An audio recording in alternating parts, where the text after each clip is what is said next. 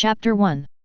Mr. Rhine, the Department of Literature at Cambridge University has sent you another invitation letter.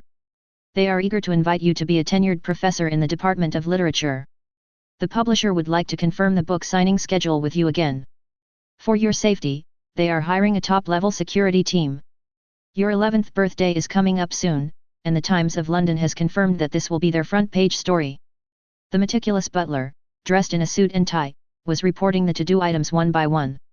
The person listening to the report was not a senior political executive or a business tycoon, but a child who looked to be in his early teens. This is none other than Rhine, the most famous literary genius in Britain and perhaps the world. There is no doubt that Rhine is a time traveler. From an ordinary young man traveling into this world, and from an orphanage to a world-renowned young literary giant, 10 years have passed unknowingly. If nothing unexpected happens, Rhine feels that he will be able to live a textbook life in this lifetime. His name will also be included in literary history textbooks 100 years from now. But as expected, the accident happened. Rhine looked at the fountain pen on his desk. It had delicate patterns and a reflective metallic luster, like a fine work of art. This was a 10th birthday gift from the Queen of England to him. It is said that extremely rare metal elements were added to it, which can make the pen almost never wear out. This implies that one hopes that Rhine's talent will never fade, and that, in this way, Britain may once again have a literary giant who can rival Shakespeare. But now, the pen is twisted into a ball like a pretzel. Rhine took a deep breath. The only thing he remembered was that he had a writer's block yesterday and was in a very upset mood, wishing he could break the pen in his hand. Then, the pen was twisted into this shape by an inexplicable force, and he fell asleep due to fatigue. Looking at this pen now, Rhine felt that his 3 perspectives had been strongly impacted. Is it a dream? Or is it just a prank? One guess after another flashed through Rhine's mind, but he rejected them one after another. Dreams can't be that real. As for a prank, that's even more impossible. Only the butler was allowed to clean his study, and this reliable and almost stubborn butler would never play such a prank. That leaves only one last explanation. Rhine stared at his palms in trance. That kind of twisted power of the pen is real. Magic? Telekinesis? Or something else? Is this a world where supernatural powers exist? The butler's voice of reporting gradually became lower. He could see that Rhine was lost in thought as never before, and the rule of this mansion was that no one could disturb Rhine when he was thinking. Otherwise, if Rhine's inspiration is interrupted, the next work that can shine in the British and even world literary world will be strangled in the cradle, and the book fans who are looking forward to it will really tear them apart. At this moment, Rhine suddenly seemed to remember something. This year is 1991, such a familiar year. When was I born? 1980. He walked to the bookshelf and found a newspaper from 1980 among the neatly arranged creative materials. The front pages of newspapers everywhere are reporting all kinds of strange things. Some people swore that they saw people in strange costumes gathering on the streets, and some said they saw flying brooms. What's more, some people are certain that they saw a motorcycle that could fly in the sky. Seeing this, Rhine felt like a flash of lightning flashed through his mind. He finally realized where he was. This was the world of Harry Potter. I must have the talent of a wizard, and the distorted power of the pen is the manifestation of my magical riot. Just then, the bell of midnight rang. Rhine's 11th birthday has officially arrived. Just then, the sound of flapping wings came from outside the window. Rhine had an idea and asked the housekeeper to open the window. The next moment, amid the butler's exclamation, an owl flew into Rhine's study and dropped a strange letter on Rhine's desk. Looking at the envelope with the lion, eagle, badger, and snake emblems, the butler's face was full of shock. Sir Rhine, is this letter a prank from a reader? We have already informed the post office that we will only accept mail on the white list. Which crazy reader thought of using an owl to send you a letter? Let me take care of it. Rhine looked serious. Okay, Flanders, I know where this letter came from. Go out first and close the door. Butler Flanders hesitated for a moment, then turned around and left, closing the study door. Rhine took a deep breath, opened the envelope, and read the contents of the parchment inside. Dear Mr. Rhine Snow, we are pleased to inform you that you have been accepted to study at Hogwarts School of Witchcraft and Wizardry. Enclosed is a list of required books and items. Term starts on September 1st. We will be waiting for your owl reply before July 31st. Hogwarts notification. When you see it, it's impossible not to be excited. After all, it represents an admission ticket to the wizarding world. Who has watched Harry Potter and hasn't had a magical dream in their heart? But if Rhine remembered correctly, the later the magic riot appeared, the worse the talent in magic was. Unparalleled geniuses like Dumbledore and Grindelwald all experienced magical riots at an early age. In the original book, he was almost suspected to be Neville, a squib, and the magic riot came very late. Rhine's magic riot didn't come until the day before he turned 11, which was just enough to make it to the deadline for getting the Hogwarts admission letter. His talent is a bit poor. Rhine looked depressed. Forget it. If you want to achieve great success in the wizarding world, it seems unlikely that you can punch Dumbledore and kick Voldemort. Or I can just stay calm and stay in the magic world, never get involved in any dangerous incidents, be a nobody, and spend most of my time just being a literary giant. It would be nice if there was a system. Immediately, Rhine picked up the Hogwarts admission letter. Just at this moment, a ding sound rang in his ear. System on. Rhine shuddered, his eyes filled with ecstasy. The system is really here? Is it the kind that will only be bound to the system after receiving the admission letter? Rhine is not picky whether it is the magic god system, the potion system or the alchemy system.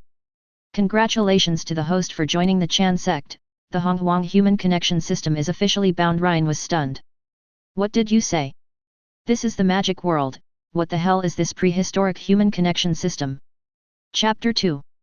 While Rhine was still in a daze, the system's mechanical voice continued to broadcast. You traveled through the wilderness, found yourself in the mortal world, helpless and helpless, relying on your storytelling talent to survive in Chaos City. Fortunately, he took some exotic fruits and was able to wash away the turbid chi. He finally met an immortal and became a disciple of the Chan Sect. Now that the conferred god tribulation is about to come, no one in the three realms, six paths, or the Chan and Ji sects can escape. As a new disciple of the Chan Sect, you have mediocre talent and your only goal is to survive the catastrophe. This system is a prehistoric network system. You can get rewards by making connections. This is your greatest reliance. Main quest: make friends, participate in the battle of the gods and survive silence. Silence is the Rhine at this moment. After a long time, he stroked his forehead and sighed. This system is probably sick. I've already said it, this is the magic world, this is Harry Potter. Where did the chaos come from? Where did the conferred god tribulation come from? Where did the Chan and Ji sects come from? I ate some strange fruit, it's just a magic riot, okay? Also, this is London, not Chaos. System, wake up. However, no matter what Rhine said, the system remained rigidly indifferent and did not respond at all.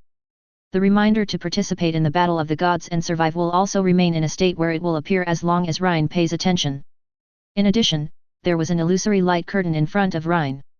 Current connections, none. Current network level, 0. Get rewards, none. There is a row of red prompts in the center of the light curtain.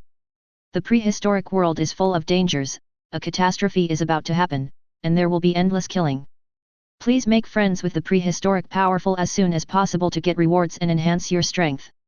Rhine's face was full of helplessness. This is the magical world, where can he find the powerful ones to make friends with? Forget it, let's just pretend the system never came. Just when Rhine was disappointed, there were several knocks on the door outside the study. Butler Flanders' voice was filled with worry. Sir Rhine, there has been something wrong with you since a while ago. You have been sighing more often than usual. Did you encounter any problems? Rhine felt warm at the sound of his concern. Although his butler was a little stubborn, he had always been dedicated and responsible. In a sense, he and Rhine were like family. Nothing, I just encountered some bottlenecks in my creation.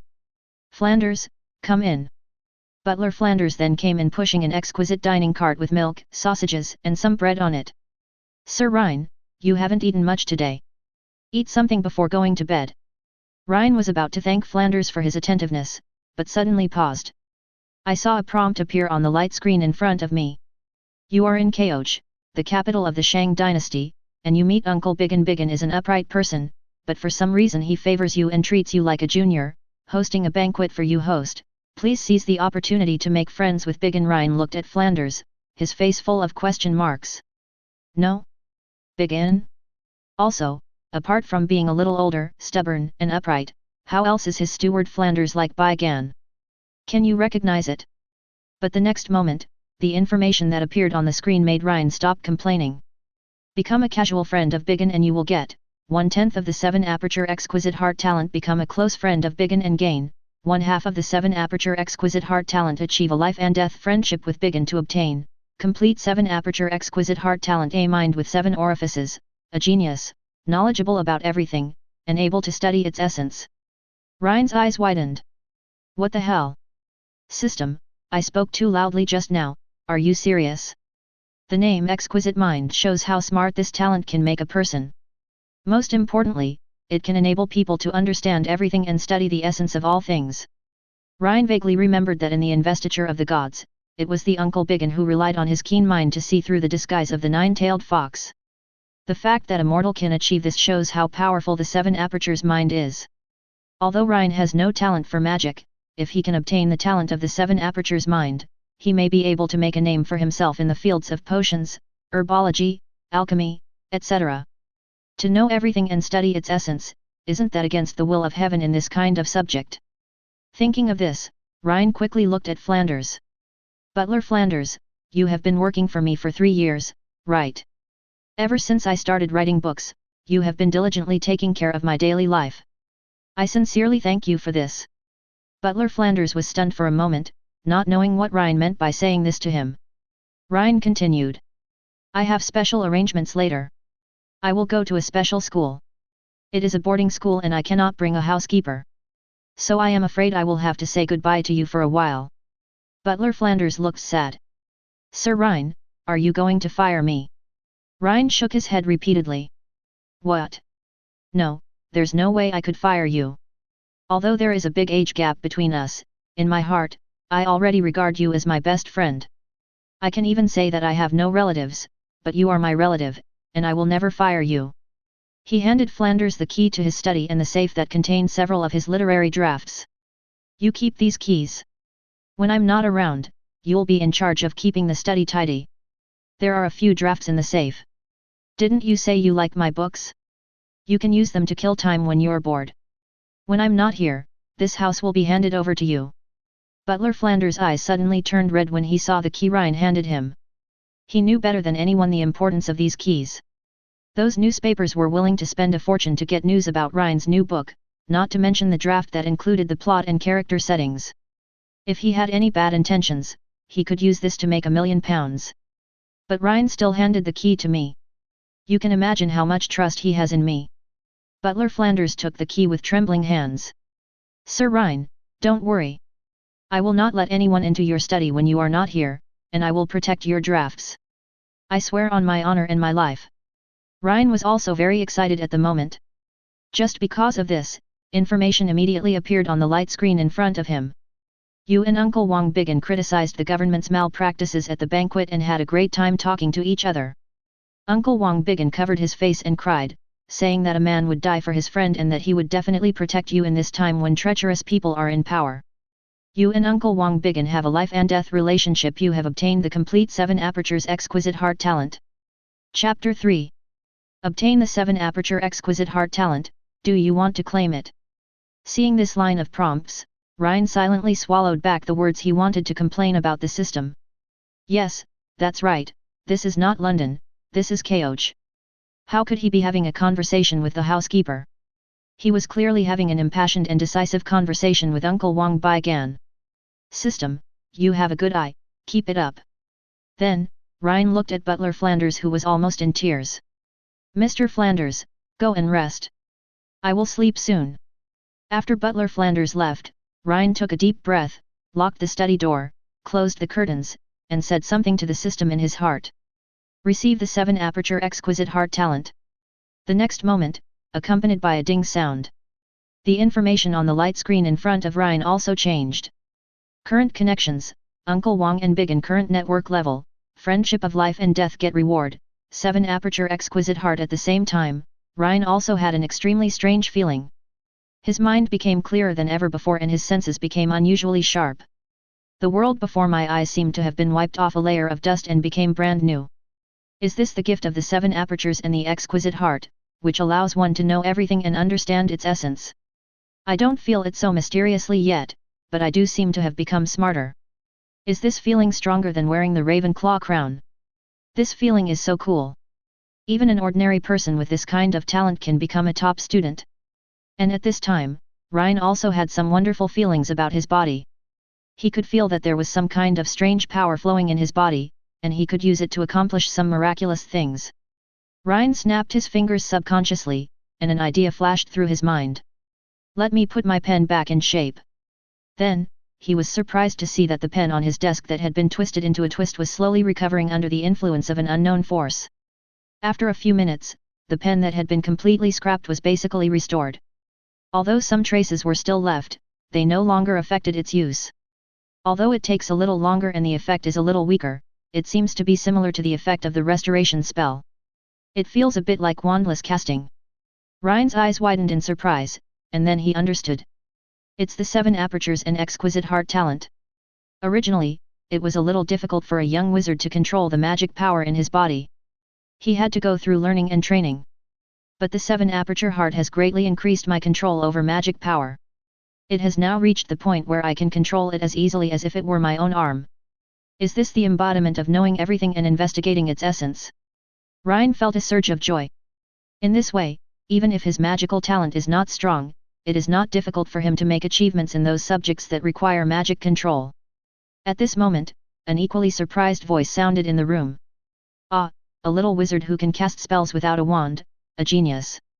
Rhine turned around and saw that it was the messenger owl. After I got the system, I was so focused that I forgot about it. Now it is still stopped on the clock in my room. Then, Rhine reacted again. Can I still understand owl language now? FK, is this the talent from the ancient times? I declare that Parceltongue will be retired from the next version. This thing is too weak. Do you know what it means to know everything? Just as Rhine's eyes fell on the messenger owl, a prompt appeared on the system screen again. You have come across a spiritual crane raised by a master of the Chan sect. Although it is a spiritual animal, its cultivation is much earlier than yours.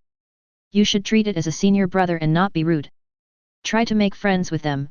You may get some help, become a casual friend of Linghe, and you will gain the gift of night vision, which will allow you to see the dark night as bright as day.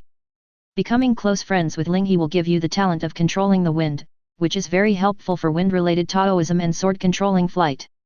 Achieving a life and death friendship with Linghe will allow you to obtain the talent of Sun Essence and Moon Essence, which can increase your efficiency in absorbing spiritual energy from the essence of the Sun and the Moon, greatly benefiting your practice. Rhine was stunned for a moment. Hogwarts messenger owl, has it become a crane? Good system. Immediately, Rhine looked at the male owl with heated eyes. Although these talents are not as good as the 7 apertures mind, they are also quite practical. Night vision can be effective in forbidden forests, secret rooms, etc. The talent for controlling the wind should make him unique in flying a broom, and he might even become a Quidditch star in the wizarding world.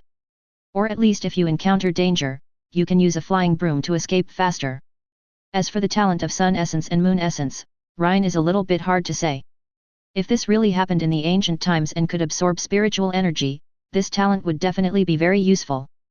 But this is the magical world, and there may not be any spiritual energy for you to absorb. But this kind of talent from the ancient times cannot absorb magic power without spiritual energy. You can never go wrong if you get it.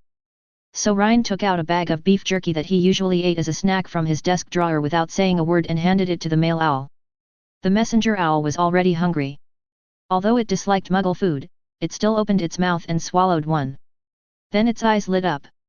What kind of beef jerky is this? Although it's not as good as fresh meat, it tastes really good. Rhine grinned. This is beef jerky specially made by a chef. No matter the texture or taste, it can't be compared with the mass-produced ones out there. A small bag of beef jerky like this would cost at least £100. If you like it, I'll give you more. You can eat it slowly when you get back to Hogwarts. If there's a female owl who likes it, you can share some with her. It would be a wonderful thing. The messenger owl's eyes were wide open. Wait, you can speak owl. Wait a minute, let's put the owl language aside for now. How much do you think this bag of beef jerky is? How many gold galleons are there in £100? Rhine waved his hand dismissively. It doesn't matter whether I have money or not. I believe you can see that I am not short of money. What I lack is just friends. Then Rhine took out a stack of banknotes, rolled them into a thick ball, and stuffed them into the owl mailbox. You've worked hard all the way here. If you consider me as your friend, please accept this little token of your appreciation. Feeling the heavy weight in the mailbox, the male owl shuddered and looked at Rhine with a burning gaze. That's a lot of pounds. How many gold galleons is that? Should I go to Gringotts and open an account? How much food can this buy? Oh, by the way, what did this little wizard say? He wanted to be friends with me? The next second, the messenger owl flapped its wings and stretched its head over to rub against Rhine affectionately. Little wizard, I'm determined to make you my friend. I declare that you are now my best friend. A system prompt suddenly appeared on the screen in front of Rhine.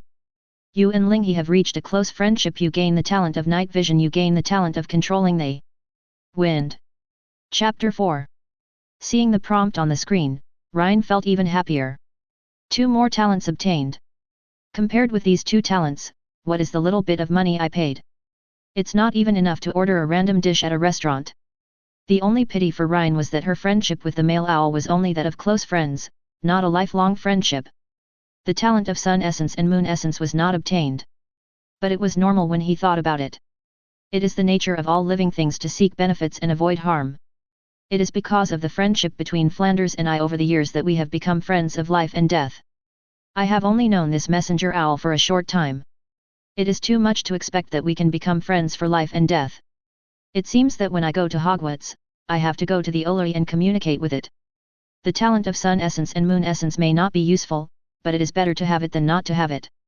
With this thought in mind, Rhine then asked about the name of the messenger owl. Roberts. You live in cage 17 in the Olary, right? Okay, I got it. When I get to Hogwarts, I'll come visit you and bring you snacks. Roberts flapped his wings with joy and then said to Rhine. Okay, write your reply and I'll bring it back to you. So probably tomorrow, a professor will take you to the wizarding world. Hearing this, Rhine asked quickly. Do you know which professor will be coming? Roberts tilted his head and thought about it. Usually it's the Vice-Chancellor, Professor McGonagall. But Professor McGonagall has been too busy recently, and the little wizards in your class seem to have a lot of problems. If she's too busy, the gamekeeper Hagrid might help. Although that big guy looks scary, he's actually a good guy. Rhine nodded and quickly wrote a reply letter expressing his willingness to study at Hogwarts. Roberts then flew away with the reply letter, and before leaving, he did not forget to wave his wings to Rhine as a farewell. As Roberts flew away, Rhine kept his eyes out the window in the direction it flew. Soon, Roberts disappeared into the dark night.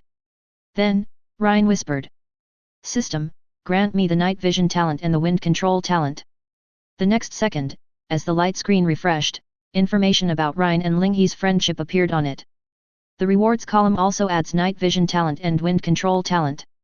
In front of Rhine's eyes, the originally pitch-black night sky, where one could not see one's hand in front of one's face, suddenly became as clear as day.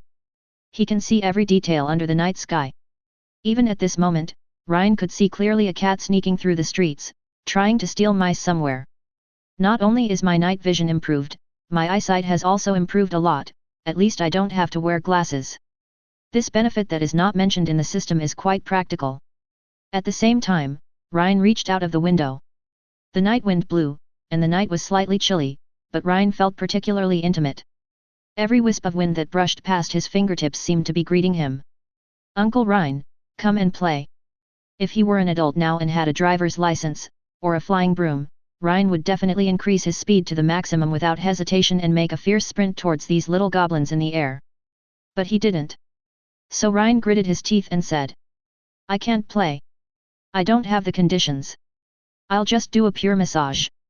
Soon, a gentle breeze blew in, without any coolness, passing over Rhine's body, making Rhine feel relaxed and comfortable, as if all the dirt on his body had been blown away.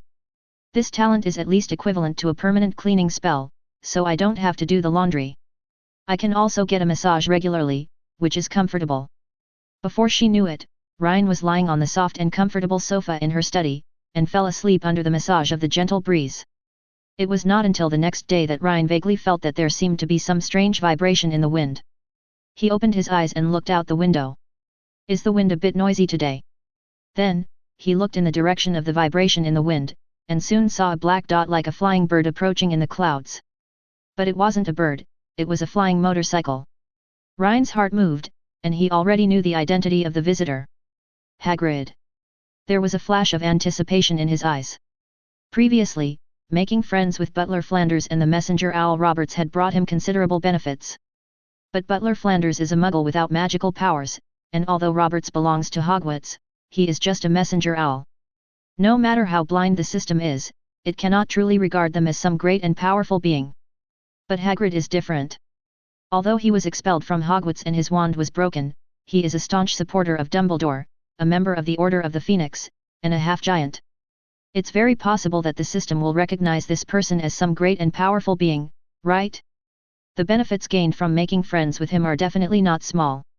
After thinking for a moment, Rhine asked Butler Flanders to say hello to the mansion security. A friend of mine will be coming over later. Bring him to my study.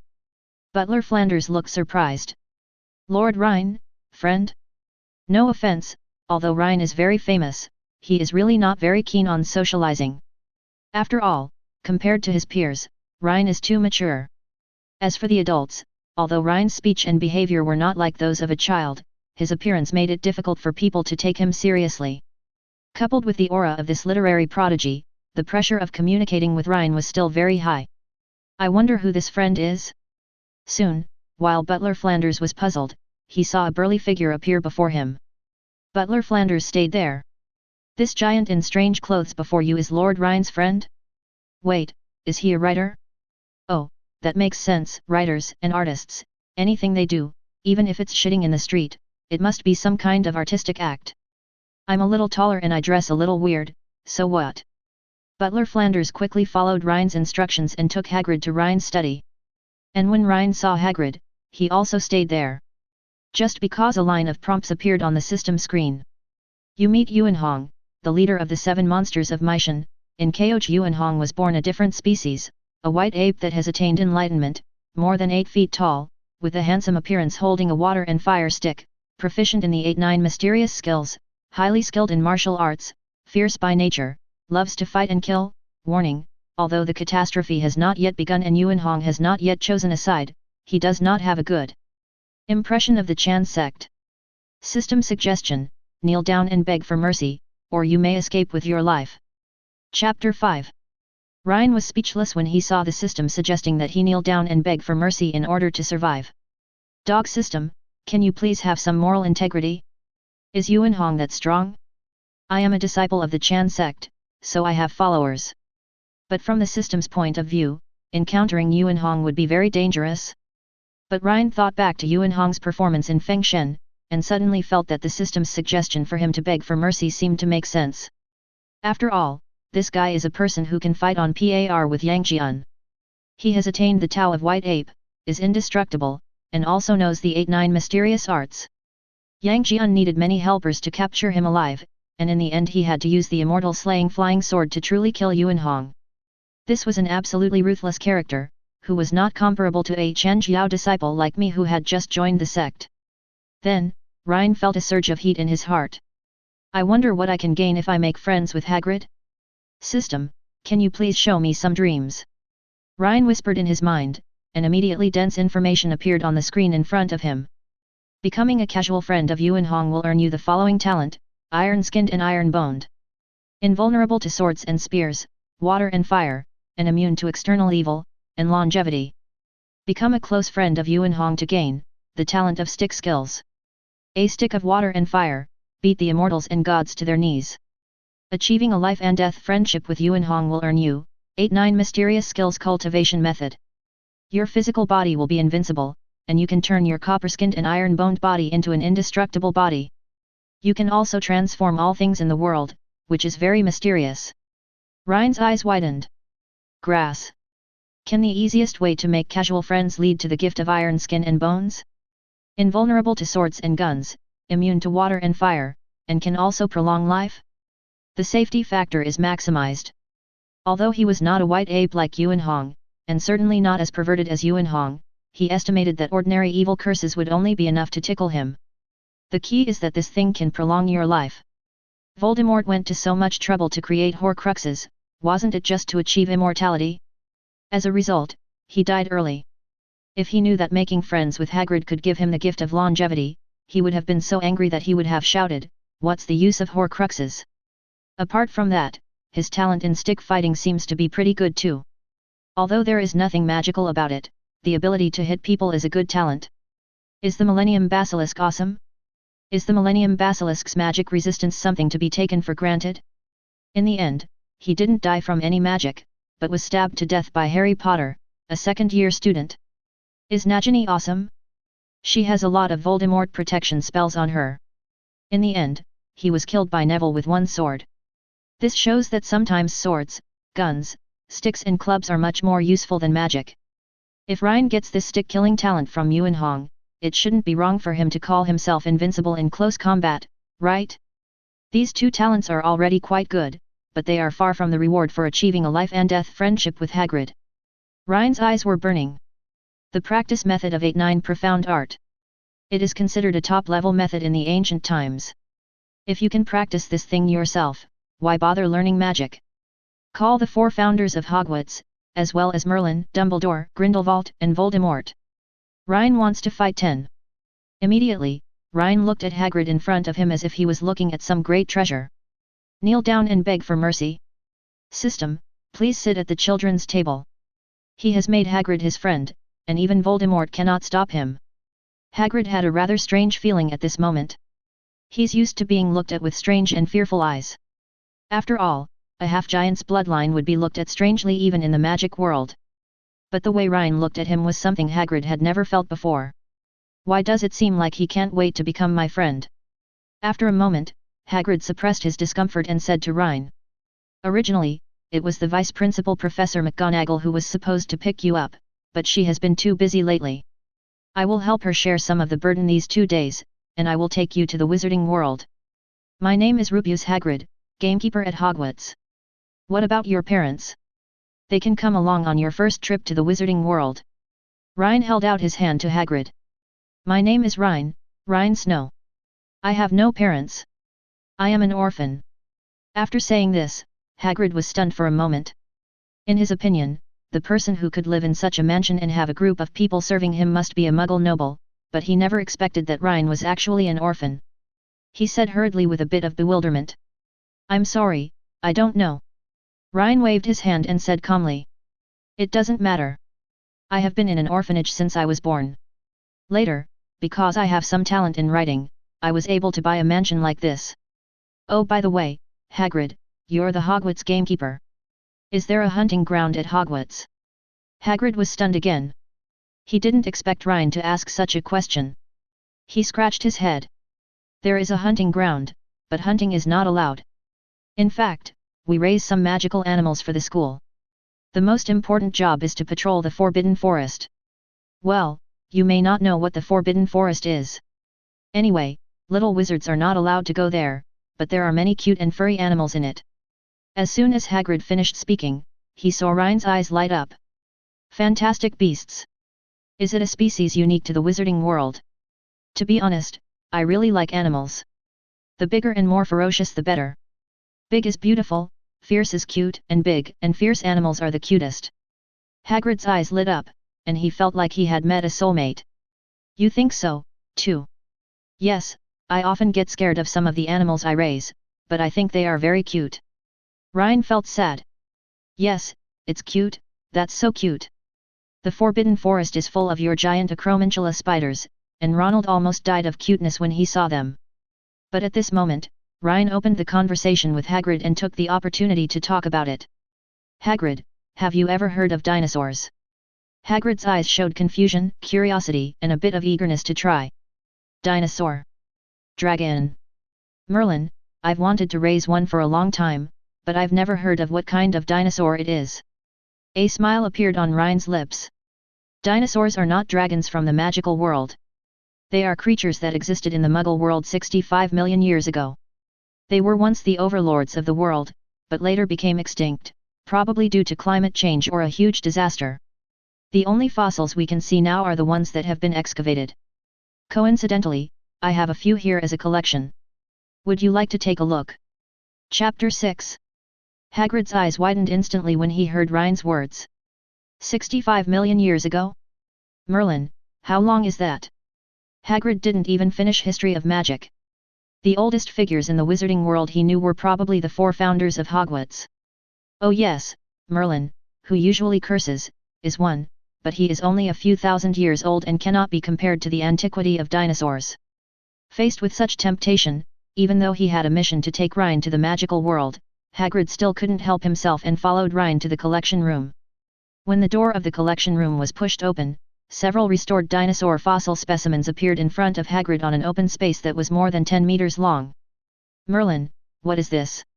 Looking at these fossils that he had never seen before, Hagrid's eyes were full of fascination. Rhine smiled and introduced Hagrid.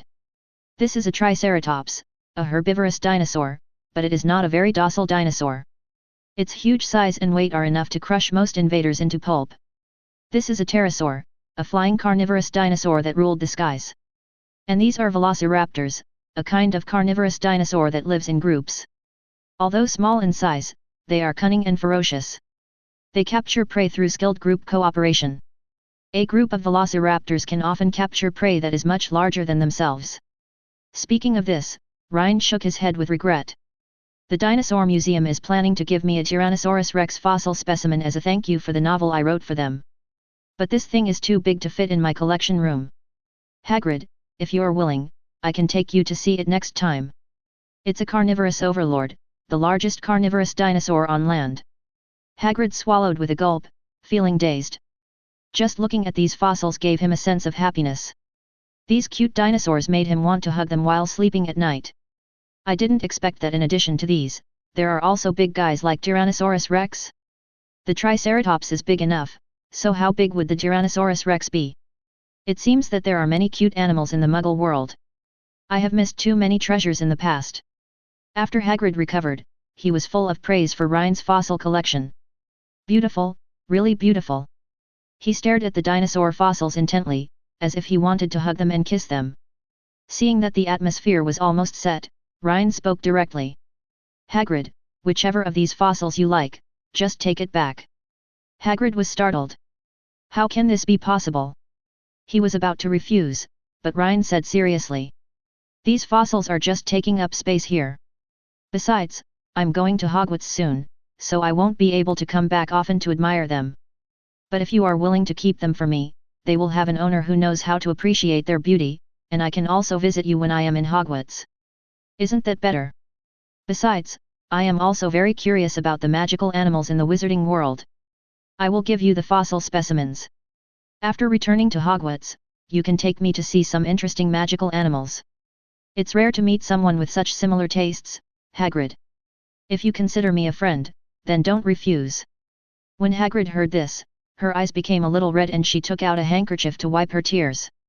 He really didn't have many friends, and his interest in dangerous magical animals was not understood by others. This time, meeting Rhine really touched his heart. Okay then, but my hunting lodge isn't very big, so I'll just take a velociraptor fossil with me. Rhine, when you go to Hogwarts, you must come to my cottage as a guest. I must give you something.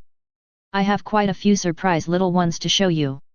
I'll tell you in secret, I have a lot of connections in the Forbidden Forest. I can take you to see centaurs, unicorns, and even cuter creatures. Hagrid kept talking, and Rhine showed a look of joy on his face.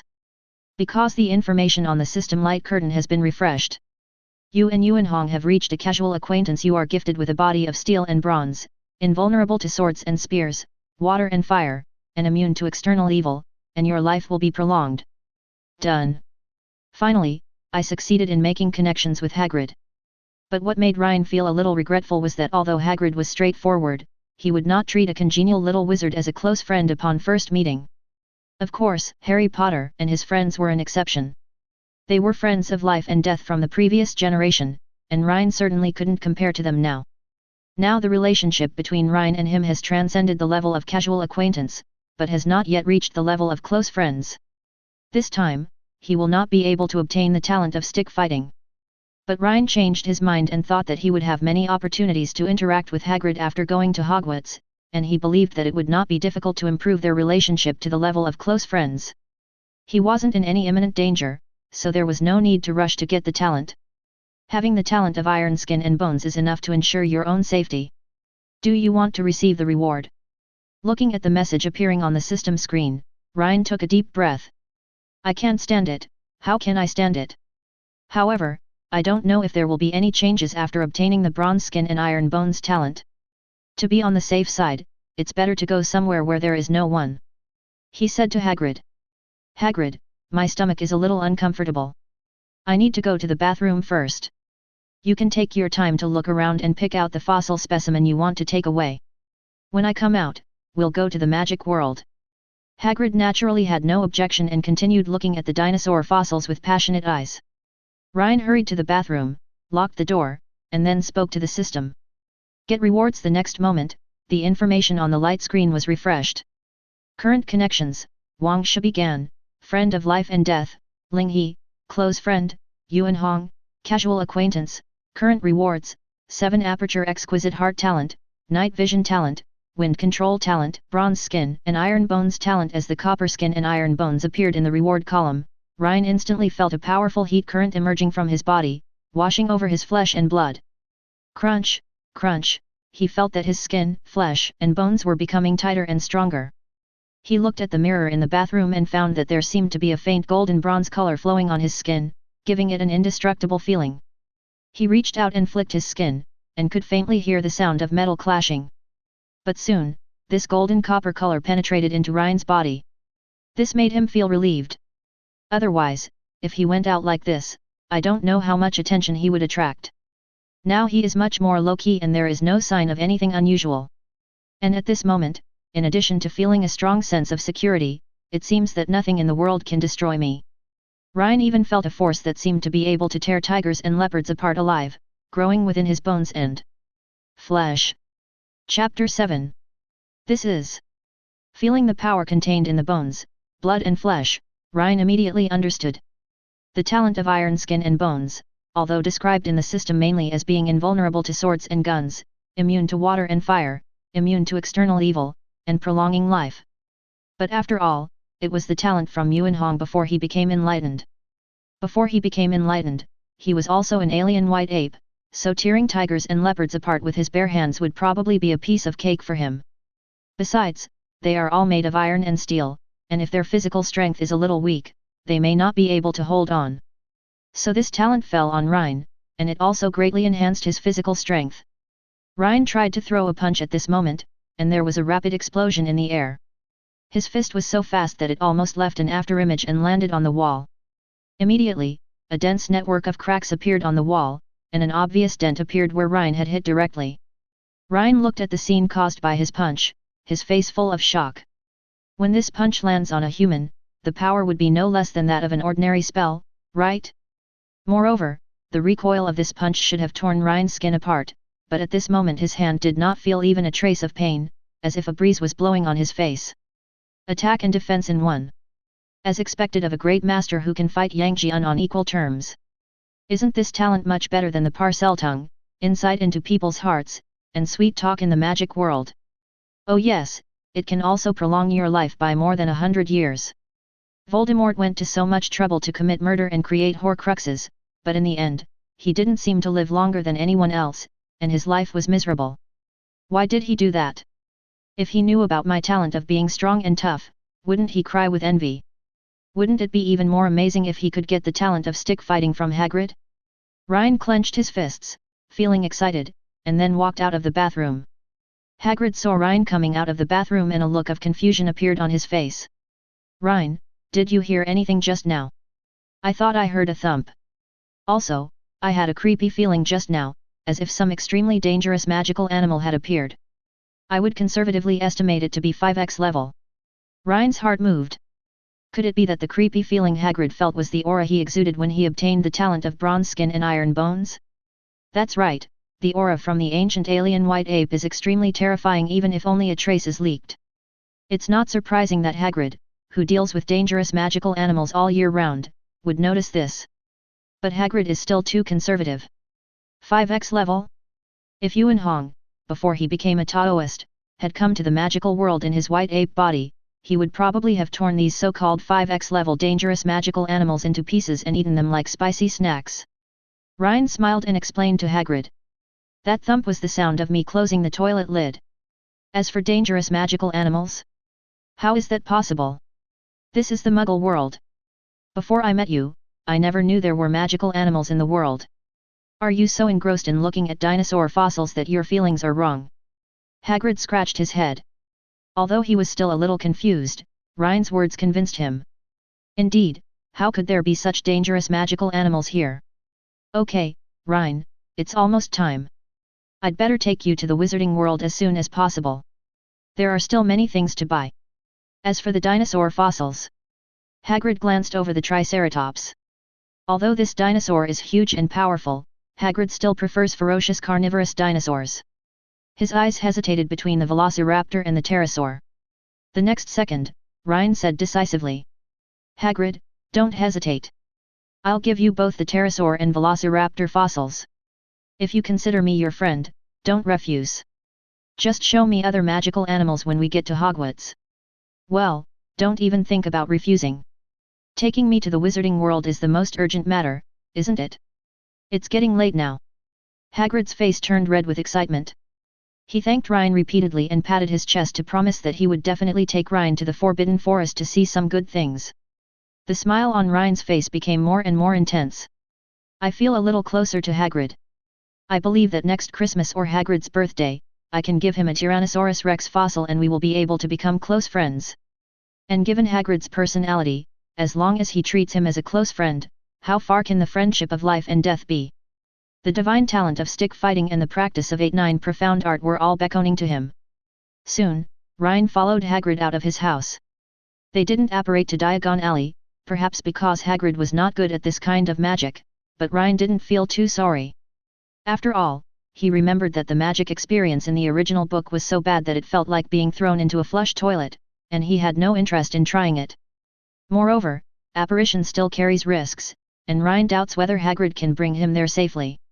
In comparison, the flying motorcycle that Hagrid rode was much cooler. When sitting in the sidecar and the motorcycle rushed up into the sky, Rhine, who had the talent to control the wind, was not afraid at all. Instead, he opened his arms to welcome the strong wind coming towards him. Woohoo! Cool! Hagrid, can you go faster? Or can you give me some refreshment? Hagrid looked at Rhine, who stood up steadily in the sidecar, waving his hands without fear of the strong wind. He also smiled and gave a thumbs up. Rhine, you definitely have a talent for Quidditch, but this motorcycle is not easy to control. When you join the Quidditch team, I will let you try it. Okay, let's go to the Leaky Cauldron. The flying motorcycle flew down through the clouds and a shabby bar could be seen. When the motorcycle stopped at the backyard of the bar, Rhine reluctantly got out of the sidecar. When he goes to the magic world, he will also get something that can fly. In the Muggle world, he can't do anything because he is not old enough, but in the wizarding world, at least he can fly a broom, and he doesn't need a driver's license for that. This year it seems that there is the Nimbus 2000, and in 2 years it seems that there will be a Firebolt with comprehensive performance upgrades. All must be done. At this time, Hagrid showed Rhine how to enter Diagon Alley through the brick wall. Rhine has a mind with 7 orifices, and his memory has been greatly improved. He can remember everything he sees, so he can remember it after just one look. As the bricks were knocked down, a passage slowly opened up and the bustling Diagon Alley appeared in front of Rhine. Even though he had seen it countless times in novels and movies, Rhine still felt overwhelmed when he saw it in person. Hagrid smiled proudly. This is the magical world. You will have many opportunities to come here in the future. Let's go. I'll take you to Gringotts to exchange money first. Chapter 8. Rhine followed Hagrid through Diagon Alley and soon came to a magnificent building. This is the famous Gringotts. There is a warning against thieves engraved on the door of Gringotts, and Hagrid spoke to Rhine with a solemn oath. Gringotts is the second safest place in the entire wizarding world. Apart from Hogwarts, there is no place safer than here.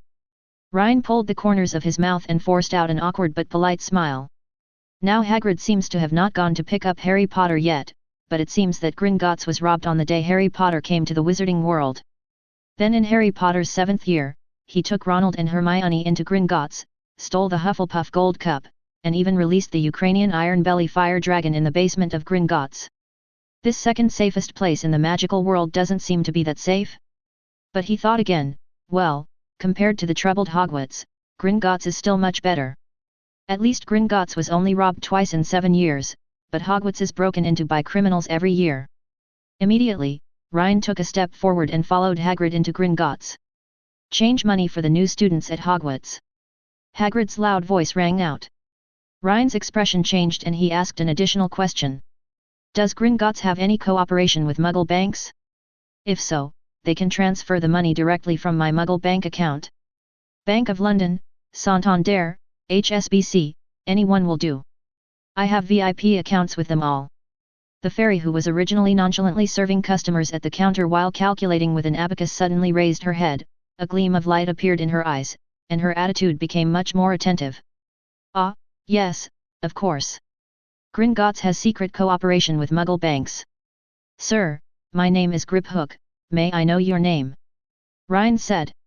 Rhine Snow. Griphook immediately spoke to the elf who was using the abacus with him. Go check Mr. Rhine's account. A moment later, paper after paper came out of the magic printer next to it. Griphook and the goblin were stunned for a moment, then their faces were filled with enthusiasm. Mr. Rhine, please come to the VIP room. It's too noisy here. But they didn't notice that Rhine's eyes also flashed with eagerness when he looked at them. Another prompt appeared on the system screen. You met the independent cultivators Xiao Sheng and Cao Bao in Wei Mountain. They were playing chess. When they saw you passing by, they invited you to have tea.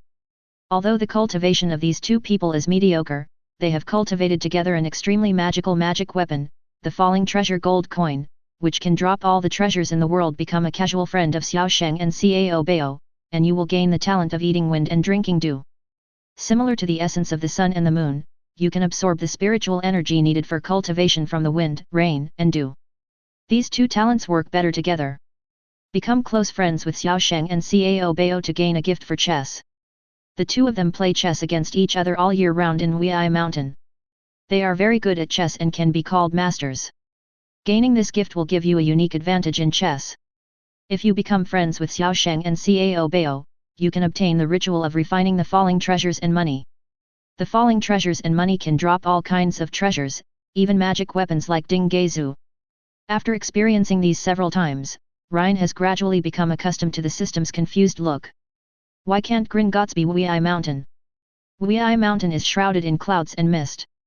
Isn't Gringotts also performing hidden magic in Diagon Alley?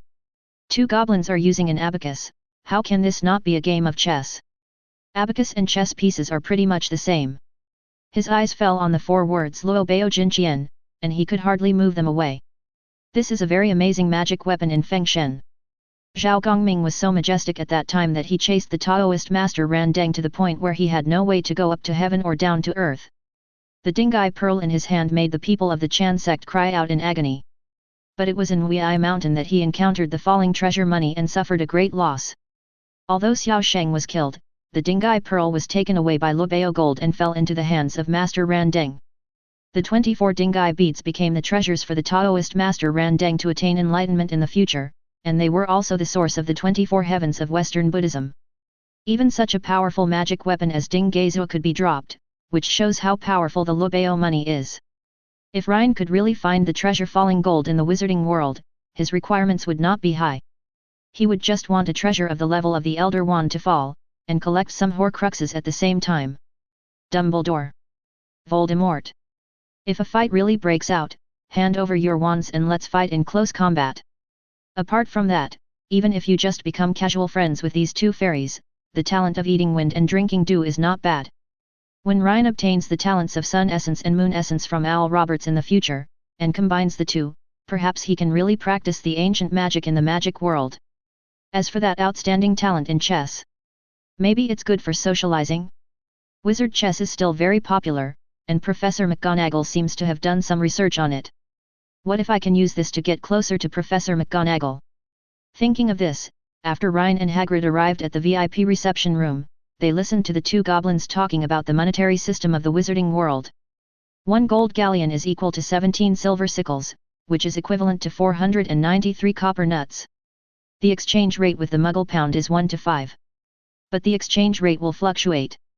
Although you may not have this idea, we still have to remind you that we goblins are different from wizards. We learn modern finance. The last Muggle-born wizard who tried to use financial tricks to gain wealth from Gringotts is still paying off Gringotts' debts. Then Griphook smiled. Sir Rhine, since you are a young wizard at Hogwarts and you are not yet an adult, the number of gold galleons you can redeem each semester is limited according to regulations. Rhine raised an eyebrow and said something to Hagrid. Hagrid, I have another business to discuss with Gringotts alone. Can you wait for me for a moment? Hagrid was stunned for a moment, a look of hesitation appeared on his face, and he warned Rhine in a low voice. Rhine, the goblins in Gringotts are greedy for money. No creature is more greedy than them. Don't sign any agreement with them. After Rhine nodded, Hagrid walked out of the reception room under the unfriendly gazes of the two goblins. At this time, Rhine looked at the fairy and lowered his voice. Any rules can be circumvented, especially the so-called minor restrictions. I believe you must have a way to reasonably help me break the limit on the exchange of gold galleons. I don't want to go to Hogwarts and have to count the money. There was a hint of weirdness in Rhine's eyes. For money laundering, the Muggle world has many methods. Don't tell me Gringotts doesn't have them.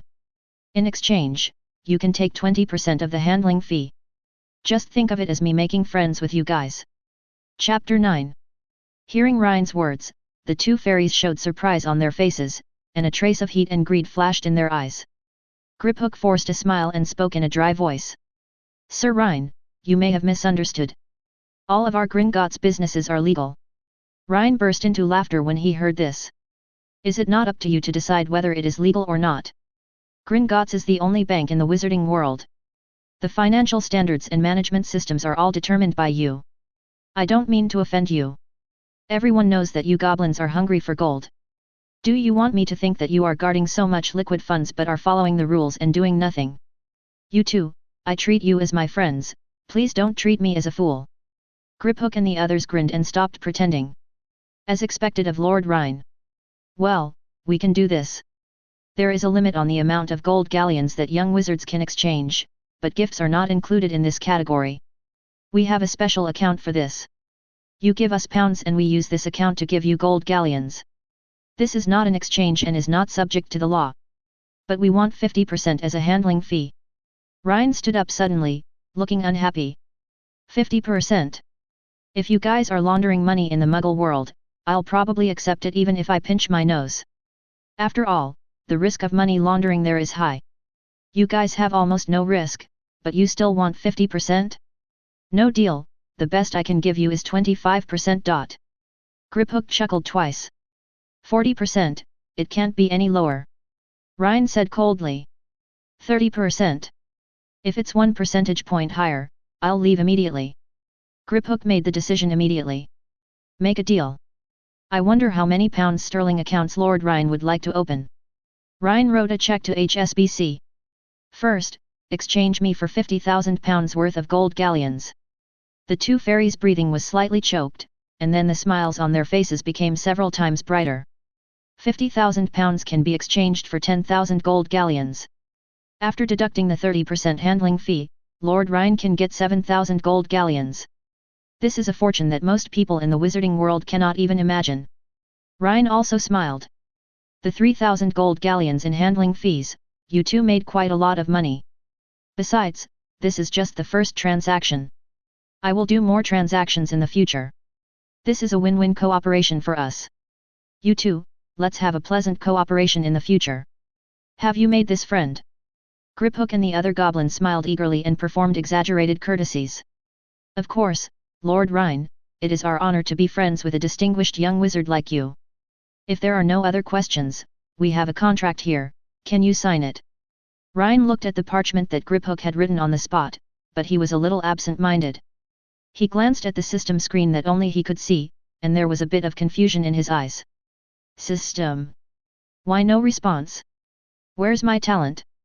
Is it stuck? After this trip, I should be able to at least become acquaintances with them, right? Where is my talent for consuming wind and drinking dew? The next moment, a line of prompts appeared on the system screen. Your relationship with Xiao Sheng and Cao Bao is not that of an acquaintance, so the reward cannot be issued. Rhine was stunned. No. Didn't you hear that? Those two demons, no, Xiao Sheng and Cao Bao, both said that they were honored to be friends with me.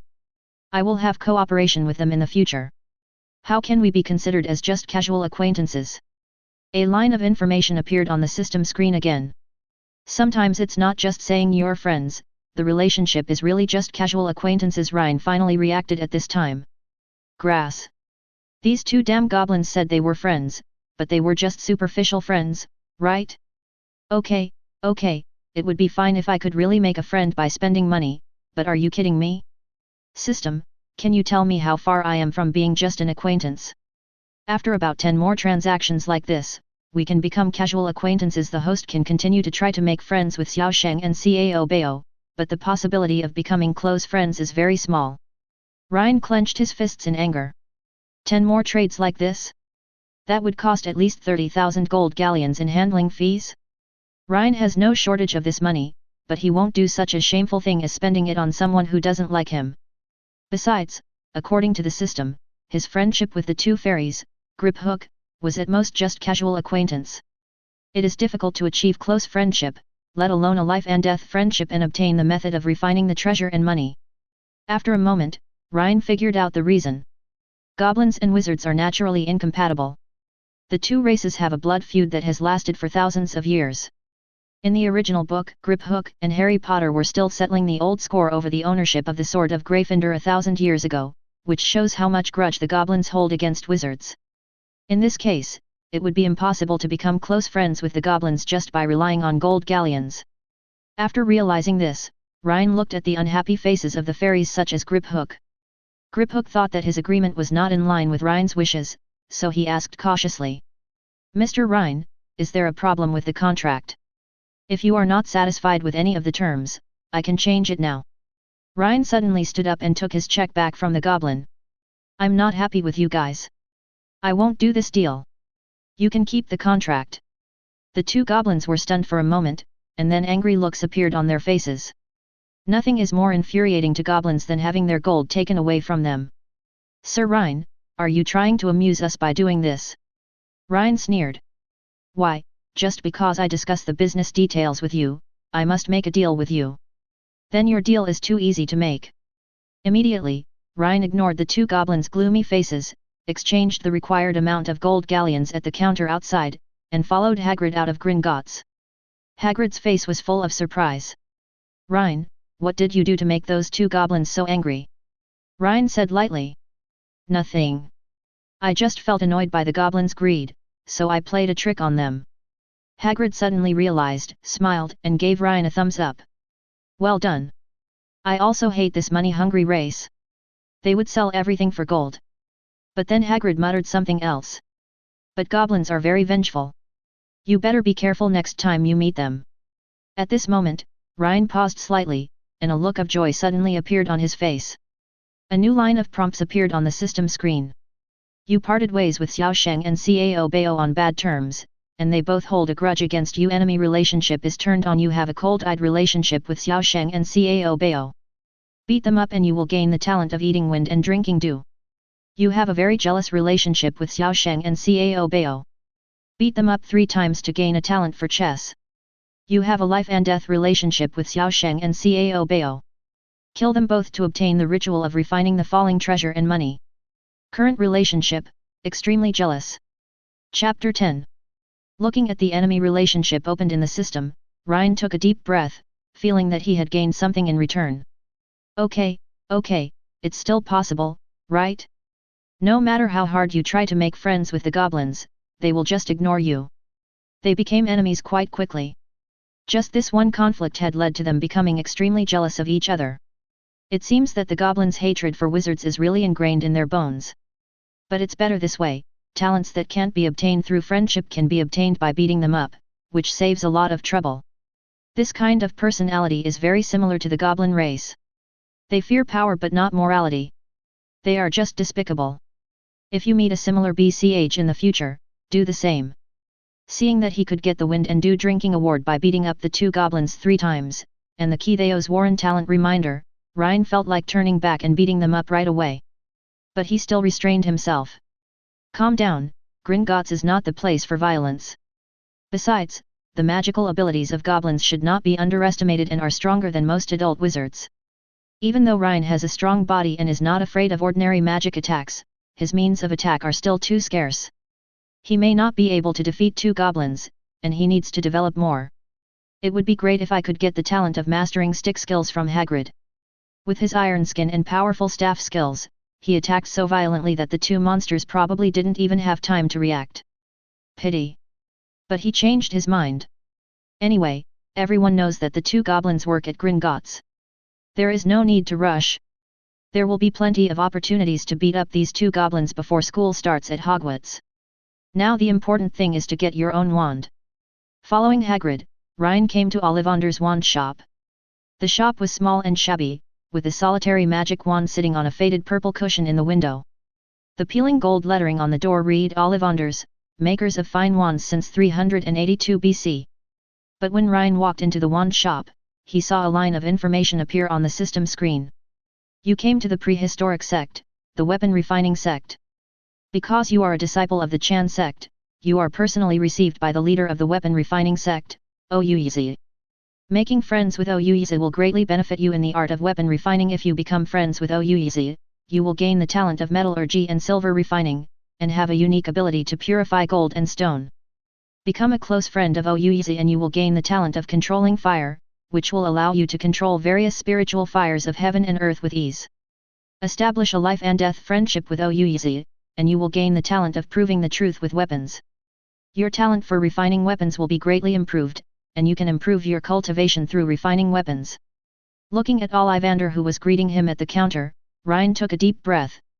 Yes, this is the equipment refining sect, and Ollivander is Master Oyuizi. The system is still as erratic as ever. But the reward for making friends with Ollivander is really good. As for the first talent of metallurgy and silver refining, it should have excellent effects on alchemy. As for the second talent of controlling fire, he would probably be able to use fierce fire as fireworks to play with. Not to mention using tools to prove one's truth, it can also improve one's talent for tool refining and increase one's cultivation. It can be said that one can make money and practice at the same time. But now, Rhine is most concerned about one thing. That is, what material will the magic wand that suits you be made of? Now that you have traveled to the world of Harry Potter, who wouldn't be looking forward to what your wand looks like? Will the stick be beech, apple, holly, or elder? Is the wand's core unicorn hair, dragon heartstring, or phoenix feather? At this time, after some pleasantries, Ollivander began to ask Rhine about his various habits. After asking these trivial questions, Ollivander took out a ruler and measured Rhine's various sizes. Rhine also complained in his heart. Is this thing really useful? It seems that in the original book, it's just about trying non-stop. He suddenly thought, isn't this just like asking someone to come and open the lock of your house in his previous life?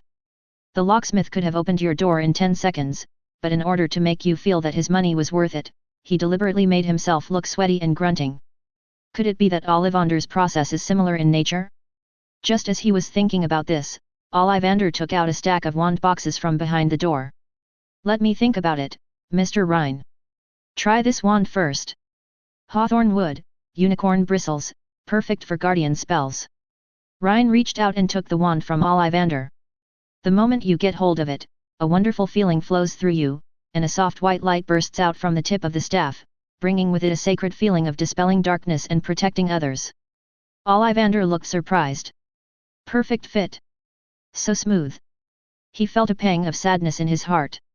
That shouldn't be the case. According to my own arrangement, I have to try at least 4 or 5 wands before I can find the most suitable one for Rhine. In this way, Rhine will cherish this hard-earned wand more and will be more satisfied with the expenditure this time. How did the accident happen? It shouldn't have gone so smoothly. While Ollivander was hesitating, a flash of enlightenment emerged in Rhine's mind. It's a heart with 7 orifices. Although my magic power is not strong, this talent allows me to control magic power with ease. In addition, it also has the ability to know everything.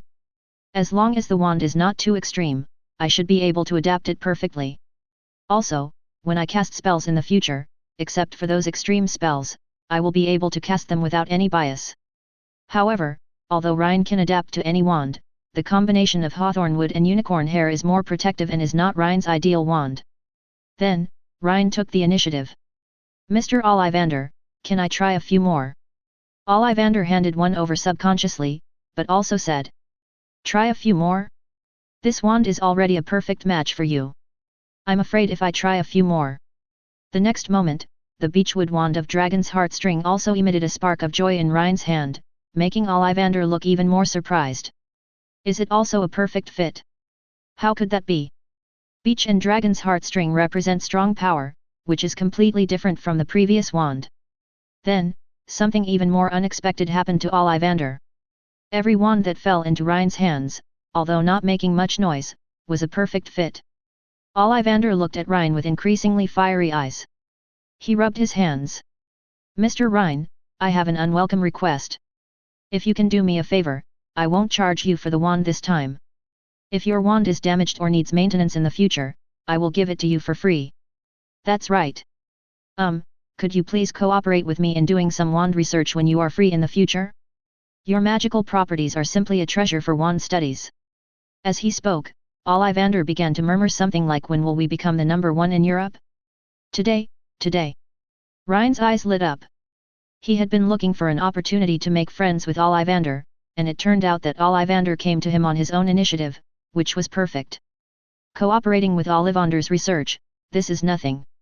Rhine agreed immediately. Of course, I have always had great respect for the Ollivander family, which is the oldest and most outstanding wand-making family in Europe. It would be my honor if I could help Mr. Ollivander. Hearing the evaluation of the oldest and most outstanding in Europe, Ollivander's face turned red with excitement, and he liked Rhine more and more. Look at this little wizard, how polite he is. At this time, Rhine also saw new information appearing on the system screen. You have reached a casual acquaintance. You get the talent reward of metallurgy and silver refining. Do you want to collect it now? Rhine was delighted. However, he was not in a hurry to receive this talent. What he cared most about was finding a wand that suited him best. Although all the wands he has tried are perfectly compatible, Rhine is still strong and will definitely need to get the stick-wielding talent from Hagrid in the future. If I can't even swing this magic wand, then I'll need a stick. That's just too much trouble. It would be best if the wand itself could also be used as a staff. Rhine made this request to Ollivander. Mr. Ollivander, do you have any of those special wands? The kind that's long, thick, hard, and very strong, and hurts a lot when you hit someone. Chapter 11. Ollivander's eyes widened when he heard Rhine's words. No? Is this request a bit too unconventional? Nowadays, wizards all hope that their wands will be lighter, more convenient to carry, and quick to plug and unplug. As for whether the wand will be damaged, as long as you don't use the wand to hit people, or as in the Weasley family where one wand is passed down to two brothers, this is definitely a low probability event. But Rhine wanted a wand that was completely contrary to the current mainstream, even powerful enough to be used to hit people. This kind of wand is not the main focus of our Ollivander family. Ollivander said sullenly. Hagrid was a little disappointed when he heard this. But Rhine's eyes lit up. It's not the main focus, but you didn't say there's no such wand. Ollivander paused and sighed. I wanted to keep it a secret, but now the little wizard is too smart. Well, I do have a very old wand here. Well, it seems that it can't be called a wand.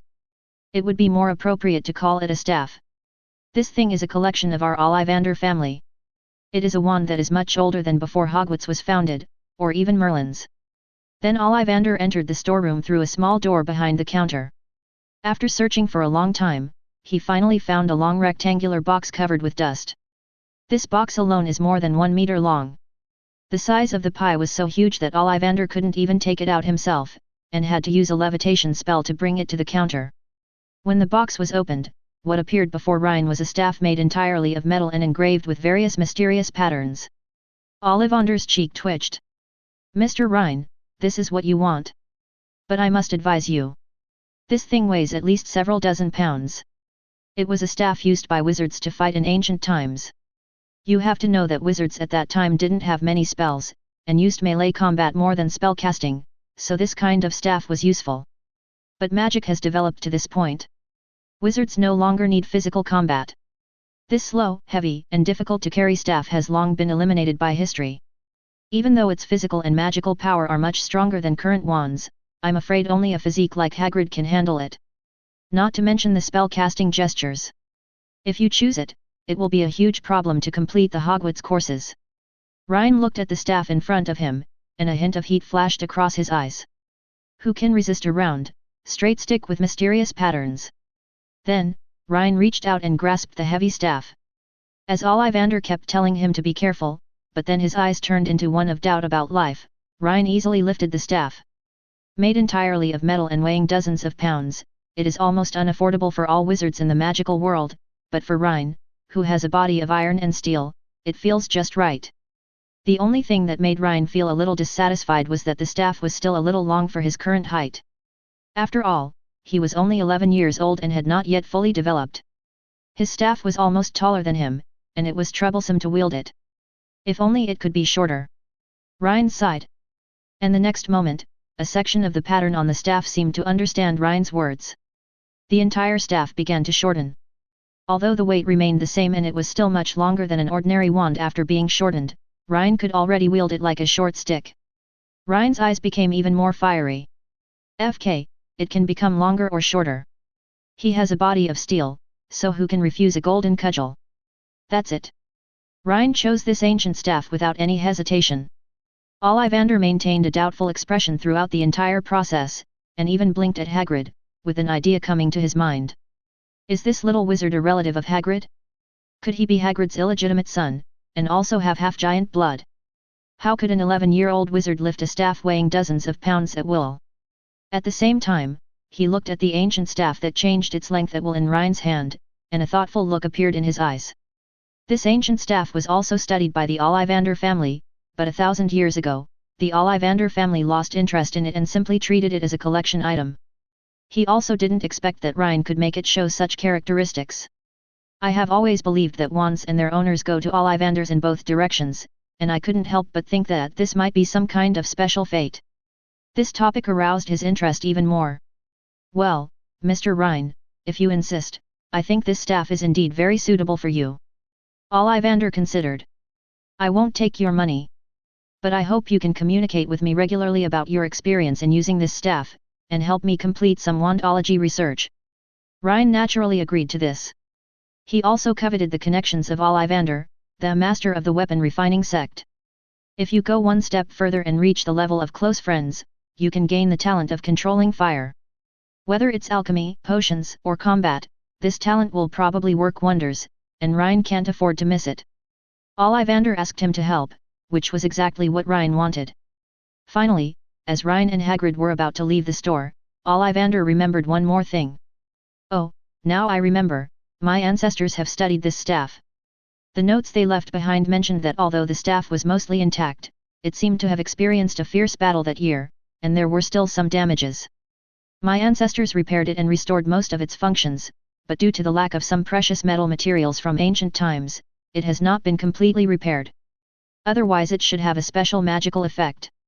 Ollivander chuckled.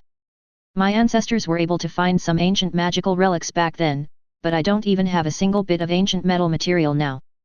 Mr. Rhine, if you want to completely repair this staff, you have to find a way yourself. Rhine nodded, but didn't think anything of it. Firstly, the staff could be used normally, which was good enough in his opinion, and he did not have the obsessive-compulsive disorder that everything had to be perfect. Secondly, he remembered that he had just obtained a talent for metallurgy and silver refining from Ollivander, which could allow him to purify metals. Perhaps he could use this talent to get some of those extinct ancient metal materials. But anyway, that's a story for later. For Rhine, getting a wand that suits him perfectly is enough. Chapter 12. He said goodbye to Ollivander and left the wand shop. Since Rhine had previously taken Hagrid to visit dinosaur fossils and had wasted a lot of time in Gringotts, it was obviously getting late. Hagrid kept looking at his pocket watch with a worried look on his face. It was obvious that there were still some students who needed his help to guide. Rhine spoke at this time. Hagrid, go pick up the other little wizards. I can handle the rest on my own.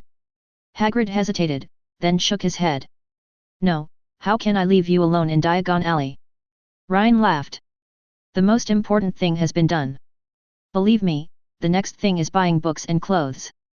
Those are my areas of expertise. I also want to wander around the wizarding world by myself. As long as I go out, there will be a special car to pick me up in less than 15 minutes when I return to the Muggle world. You can go without worry. After Rhine's repeated assurances, Hagrid left, looking back every few steps. Rhine exhaled softly. Although he was quite friendly to Hagrid, he didn't like being taken shopping like a child. And he also wanted to travel around, maybe he could gain something else, such as making some new connections. Just after Rhine and Hagrid parted ways, he had only taken a few steps in Diagon Alley when a small figure followed him. Then, a clear and crisp voice of excitement and doubt rang out. "Rhine Snow! Are you Rhine Snow?" Rhine turned around and saw a head of thick, fluffy brown hair. Beneath the hair were a pair of brown eyes, looking at him in surprise. Seeing the hair and its owner's rabbit-like front teeth, Rhine reacted immediately. Hermione Granger. Hermione froze when her name was called, becoming even more confused. "Do you know me?" Rhine smiled. In any other world, he would not have recognized Hermione's current somewhat ordinary appearance. But this is the Harry Potter world, and the wizarding world is a small one.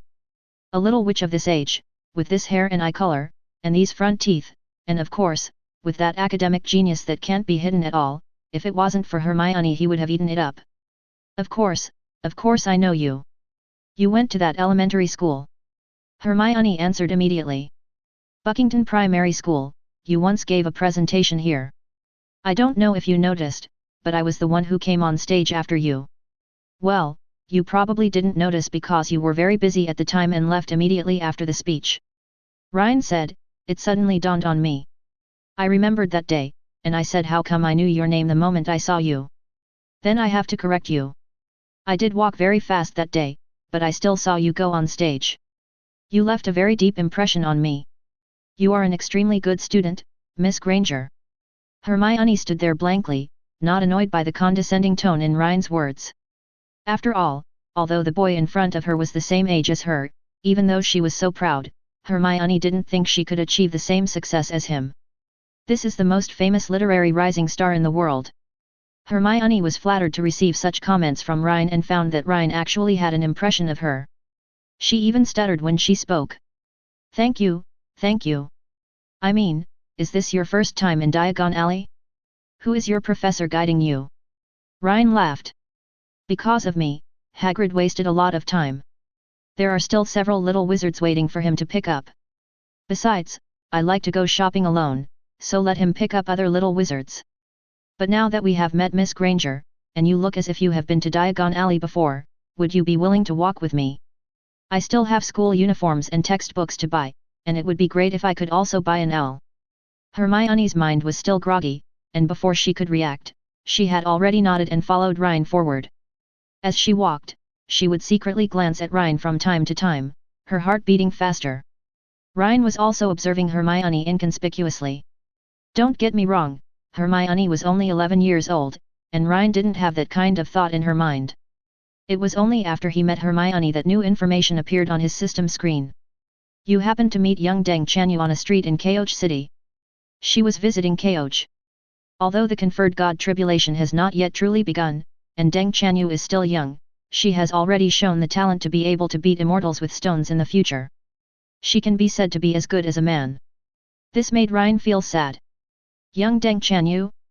He remembered that Hermione seemed to have become the Minister of Magic later on, and he thought that the blurry system would have judged Hermione to be the Ginger Queen. But if you think about it carefully, Hermione's personality is indeed a bit similar to Deng Chanyu. He is able to stand on his own, is proficient in both civil and military strategies, and is particularly good at fighting. Think about the description in the original Harry Potter book. Hermione carried more than a dozen large books all year round, and the bag would make a clanging sound when it fell on the table, making Harry suspect that the weight of the bag could kill someone. At that time, Hermione didn't know how to perform the traceless stretching charm, so she had to rely on physical strength to carry the scriptures. There was also the third year when Harry and Ronald went through the Whomping Willow Passage, and Hermione was able to drag Harry in with one hand. No wonder when there was a conflict with Malfoy, Hermione slapped him and Malfoy didn't even have a chance to fight back. He just stood there stunned. Even Harry, a talented seeker, didn't react to how Hermione did it. This martial arts talent is maxed out. Then, more information emerged on the system. Become a casual friend of young Deng Chanyu and you will receive a reward, skilled in martial arts. You can use most weapon moves proficiently. Become a close friend of young Deng Chanyu and you will receive a reward, Mount Mastery. You can control most mounts as easily as if they were your arms, and you and the mount become one. Achieve a life and death friendship with young Deng Chanyu and you will receive a reward, the 5-color lightstone cultivation method. After mastering this method, the 5-color lightstone can hit the target every time, enough to smash the immortals and gods. After seeing these rewards, Rhine's eyes suddenly became hot. His eyes fell on the man with skilled martial arts talent. This talent is definitely not as good as the stick mastery talent obtained after becoming close friends with Hagrid, but the requirements are low, so just being a casual acquaintance will do. As long as you master it, the power of this body of iron and steel and the staff in your hand can be unleashed. Not to mention that it would be easy to scare away thousands of soldiers, but it should be no problem to defeat 100 people. There is also the 5-colored lightstone cultivation method. In Conferred Gods, Deng Chanyu used this thing to defeat countless immortals and gods, leaving them with bruised faces and crying out in pain. Even though the lethality was a bit lacking and it failed to kill the person directly, that also depends on who was being hit, right? If you can't kill those big guys in the prehistoric times, how can you not kill the fragile wizards? This is a good long-range method for Rhine. Chapter 13. After meeting Hermione, the first store Rhine went to with her was Madame Malkin's robe shop. After all, wearing muggle clothes in Diagon Alley was still somewhat conspicuous, especially in this life. Rhine not only had a delicate appearance, but also had a good figure because of his iron skin talent, which made him even more noticeable. All the witches, big and small, who passed by along the way turned back to look at Rhine every few steps. Rhine thought he should quickly change into clothes that would make him less noticeable, otherwise he felt as if these witches were looking at him as if they wanted to eat him. After entering Madame Malkin's robe shop, both Rhine and Hermione breathed a sigh of relief, feeling a sense of relief. Then both of them were stunned for a moment under this subtle tacit understanding and smiled at each other. Ahem. Madame Malkin coughed quietly. Hermione immediately looked away as if she had been electrocuted, a blush appearing on her face. Rhine was calm and composed. Madame Malkin, I'm here to buy the uniforms I'll need for school. Also, I need a robe that's looser, has a hood, and isn't too noticeable. Madame Malkin was very familiar with school uniforms. Although with her rigorous and meticulous nature, measurements were necessary, she could actually tell at a glance what size the little wizard needed to make the school uniform. And in Madame Malkin's opinion, Rhine in front of her was a natural clothes hanger. This figure is enough to hold up all the clothes. Coupled with his handsome face, wow, if he appeared at a party, he would definitely be the one that all the little witches would vie to invite. But Rhine wanted a casual outfit that was not so noticeable, which made Madame Malkin feel pity. Beautiful things are hidden. But her professionalism was absolutely excellent, and in a short while she had prepared the clothes that Rhine needed. When Rhine came out of the fitting room wearing her school uniform, Madame Malkin and Hermione's eyes lit up. Compared to Muggle clothing, the robes add a sense of mystery, making Rhine look more mysterious and attractive. But soon, Rhine changed into regular clothes. The slightly bulky robe concealed his figure, and the drooping hood also blocked his face, making him look like an ordinary little wizard. Rhine was quite satisfied with this and was about to take out the money, but Madame Malkin blinked. I think beautiful things are the greatest reward for people, and I have received them. Mr. Rhine, I won't charge you for these clothes. If you are willing to model for my new clothes in the future, I will pay you extra. After being stunned, Rhine felt a sense of emotion. Wow, he has such a handsome face. He can really be popular in both the wizarding world and the Muggle world. Thank you for your kindness, Madame Malkin.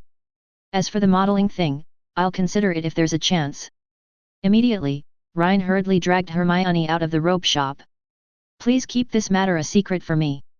I don't want my literary enemies to know that I was almost forced to be a model. Their pens will definitely write 1,000 jokes to ridicule me. After coming out, Rhine breathed a sigh of relief and asked Hermione for help.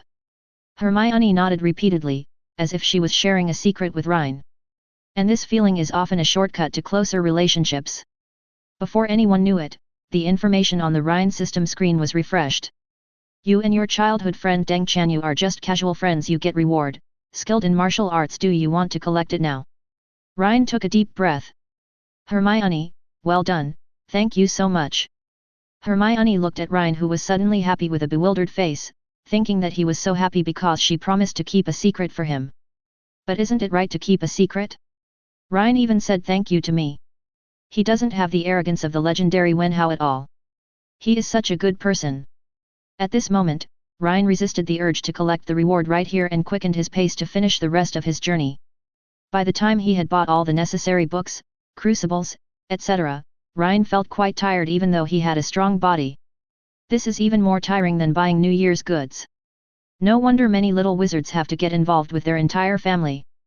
At this time, Rhine stopped outside the magical creatures shop.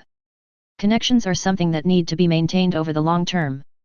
Considering that if he returned to the Muggle world, he would have no means of contacting the wizarding world, it was absolutely necessary to purchase an owl. Furthermore, Rhine glanced at Hermione, who was panting and out of breath. I've troubled Hermione for so long, I should at least show some appreciation. Hermione, let's go to the magical creatures store one last time. I want to buy an owl, and I suggest you buy one too. This way, you can use owls to communicate with your parents and Muggle friends even when you go to school. Also, I heard that some well-known scholars in the wizarding world would communicate with their readers through letters. It is said that Dumbledore's letters back then were often seen on the desks of those masters. You are so outstanding, you can also try to communicate with them. Hermione's eyes lit up when she heard that. But soon, Hermione shook her head. I have almost used up my galleon quota, and I have some left that I plan to spend at Hogwarts. Now I don't have any extra money to buy an owl. Rhine, you pick it. I'll buy it next semester. Rhine smiled. Although he didn't launder the money, he saved a lot when buying school supplies. The biggest expenses were the wands and school uniforms, which were all purchased for free, so there was still a lot of credit left, enough to buy an owl. It's okay. I'll give you one as a gift. Just as a testimony to our friendship. After all, it seems like we've all started calling each other by our first names without us noticing, so that must mean we're friends, right? Hermione was stunned for a moment, then she remembered that she and Rhine had always called each other by their first names. Her face flushed instantly and she stammered. Of course. Of course we are friends. Rhine laughed. Well, since you have been with me for so long and helped me so much, don't refuse an owl from me. Then, Rhine pulled Hermione into the store. This is a rather crowded shop, with cages densely packed on the walls, displaying a wide variety of magical animals. Poisonous orange snails, turtles with jewels on their backs, cats of all colors, shape-shifting rabbits. Of course, owls, as the most common pet and messenger, are indispensable. Rhine has a mind with 7 orifices, which allows him to know everything. His voice is much better than Parseltongue, and he can understand the language of any magical animal. Soon, he chose an owl with soft brown feathers, round eyes, and a very cute look for Hermione. This one has a very gentle personality, is easy to raise, and isn't picky about food. The point is that she's very beautiful. What do you think, Hermione? Hermione nodded repeatedly with obvious fondness on her face. But after seeing the price, Hermione took a deep breath. So expensive. This is almost half the amount for freshmen. No wonder Professor McGonagall had said when she was taking her through that, although freshmen were allowed to bring pets as soon as they entered school, Muggle-born freshmen would only buy pets in the second semester of their first year or in their second year. Some even use the school owl throughout their time at Hogwarts. Now it seems that freshmen really can't afford it. Although Rhine saved a lot of money, if he bought this owl for himself, it would not be enough for him, right? Hermione whispered. Rhine, it's too expensive, let's forget it. Really, if you could sign the book for me, it would be the best gift for me. Just buy yourself one. There was a hint of strangeness in Rhine's eyes. Silly girl Hermione, did she still think she was going to give up her owl? Since he said so, there must be a way. Even outside the store, Rhine saw an owl with grey and black feathers in the window. There was a sign hanging under its cage. Free adoption, with free owl food. Please be careful, it has a ferocious temperament and has already scratched 2 owners in a row. Chapter 14. Obviously, the following line of text is the reason why this owl is given away for free. It scratched 2 owners in a row. It was too ferocious. No one would buy the little wizard an owl like this. Except Hagrid. But in Rhine's opinion, maybe the owl isn't to blame. Rhine said as he brought Hermione to the counter. Boss, is the free owl in the window authentic? Hearing Rhine's voice, a middle-aged male wizard came out from behind the counter and said. Fidelity, of course. How can I, a seller of magical creatures, not guarantee their authenticity. However, looking at Rhine and Hermione, the middle-aged wizard was in a dilemma. But this owl is not for the little wizard. As you can see, it's very ferocious. Don't be fooled by the cuteness of the owl, it is a serious bird of prey. I'm sorry. Rhine's eyes flickered slightly, and he looked at the middle-aged wizard with some surprise. More information appeared on the system screen. You and Deng Chanyu came to the beast-taming sect and were personally received by the sect master. Although beast-taming is a minor skill, it is extremely powerful. If you can have a strong spirit beast, you can often defeat the strong with the weak. Become a casual friend of the beast-taming sect's leader and you will receive a reward, Spirit Beast Affinity Talent. You are naturally able to attract the favor of spirit beasts, and even dangerous spirit beasts will not actively attack you. Become a close friend of the head of the beast-taming sect and you will receive a reward, a talent for cultivating spirit beasts. You have a unique talent for cultivating spirit beasts. The spirit beasts you cultivate are more likely to break through their own bottlenecks and even produce bloodline mutations. Become a life and death friend with the head of the beast-taming sect and you will receive a reward, the beast-taming way practice method. By practicing this method, you can truly control the spirit beasts for your own use, as if you were commanding them with your arms, and your mind and thoughts will be one. Rhine was delighted. Oh Zaitsamyun? There are good things here too. Although in the ancient times of Fengshen, the way of taming beasts is a minor art. Those powerful spiritual beasts are almost mounts in front of the immortal gods of the orthodox and evil sects, and can hardly be of any use in battle. But this is the magical world. I believe the previous Dark Lord Grindelwald should have a deep understanding of the fighting power of magical creatures. A 5x level fire dragon would require a large number of wizards to deal with, and if used skillfully enough, even Gringotts could be blown up. Creatures like the venomous leopard are extremely dangerous and even dozens of adult wizards cannot handle them. Rhine also thought of the basilisk in the Chamber of Secrets at Hogwarts. This is the last 1000-year-old snake monster in the world. What if I can control it? You can walk sideways just by relying on this. However, looking at the expression of the leader of the beast-taming sect, it is obvious that he will not be as enthusiastic as Madame Moken. It's not easy to make friends with him. But the owl in the window may be an opportunity. Rhine's heart moved, and he said to the shop owner. What if I say I know why this owl attacks people? As soon as these words were spoken, the shop owner's face was full of suspicion. Hey, kid, I've been dealing with magical creatures all my life, and I've seen a lot of ferocious magical creatures. I don't even know why it attacks its owner. How do you know? Rhine said calmly. The reason is simple. I have had a special talent since I was a child. I can understand some animal languages. Just now, when I passed by the window, I heard the owl inside say that the first owner had tied a knot around its neck, and it was almost strangled to death day by day. As long as the knot is untied, it will naturally stop attacking people. As soon as Rhine finished speaking, the shop owner was stunned. He wanted to say what a ridiculous excuse this was, but at this moment, he looked towards the window and found that the grey owl was actually nodding its head, as if it agreed with what Rhine said. While he was stunned, Rhine had already stepped forward and spoke softly. Be good, don't move, stretch your neck out, and I'll untie the knot for you. The grey owl stretched out its neck just as Rhine had said. Rhine parted its feathers and saw a tight ribbon tied at the deepest part. He was speechless for a while. What kind of people keep pets? The Muggle world is unreliable, and the wizarding world is almost the same. No wonder this owl scratched its owner repeatedly.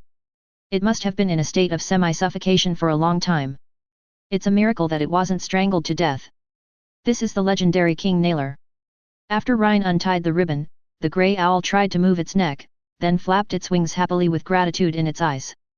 Without waiting for the boss to stop it, it carefully landed on Rhine's shoulder.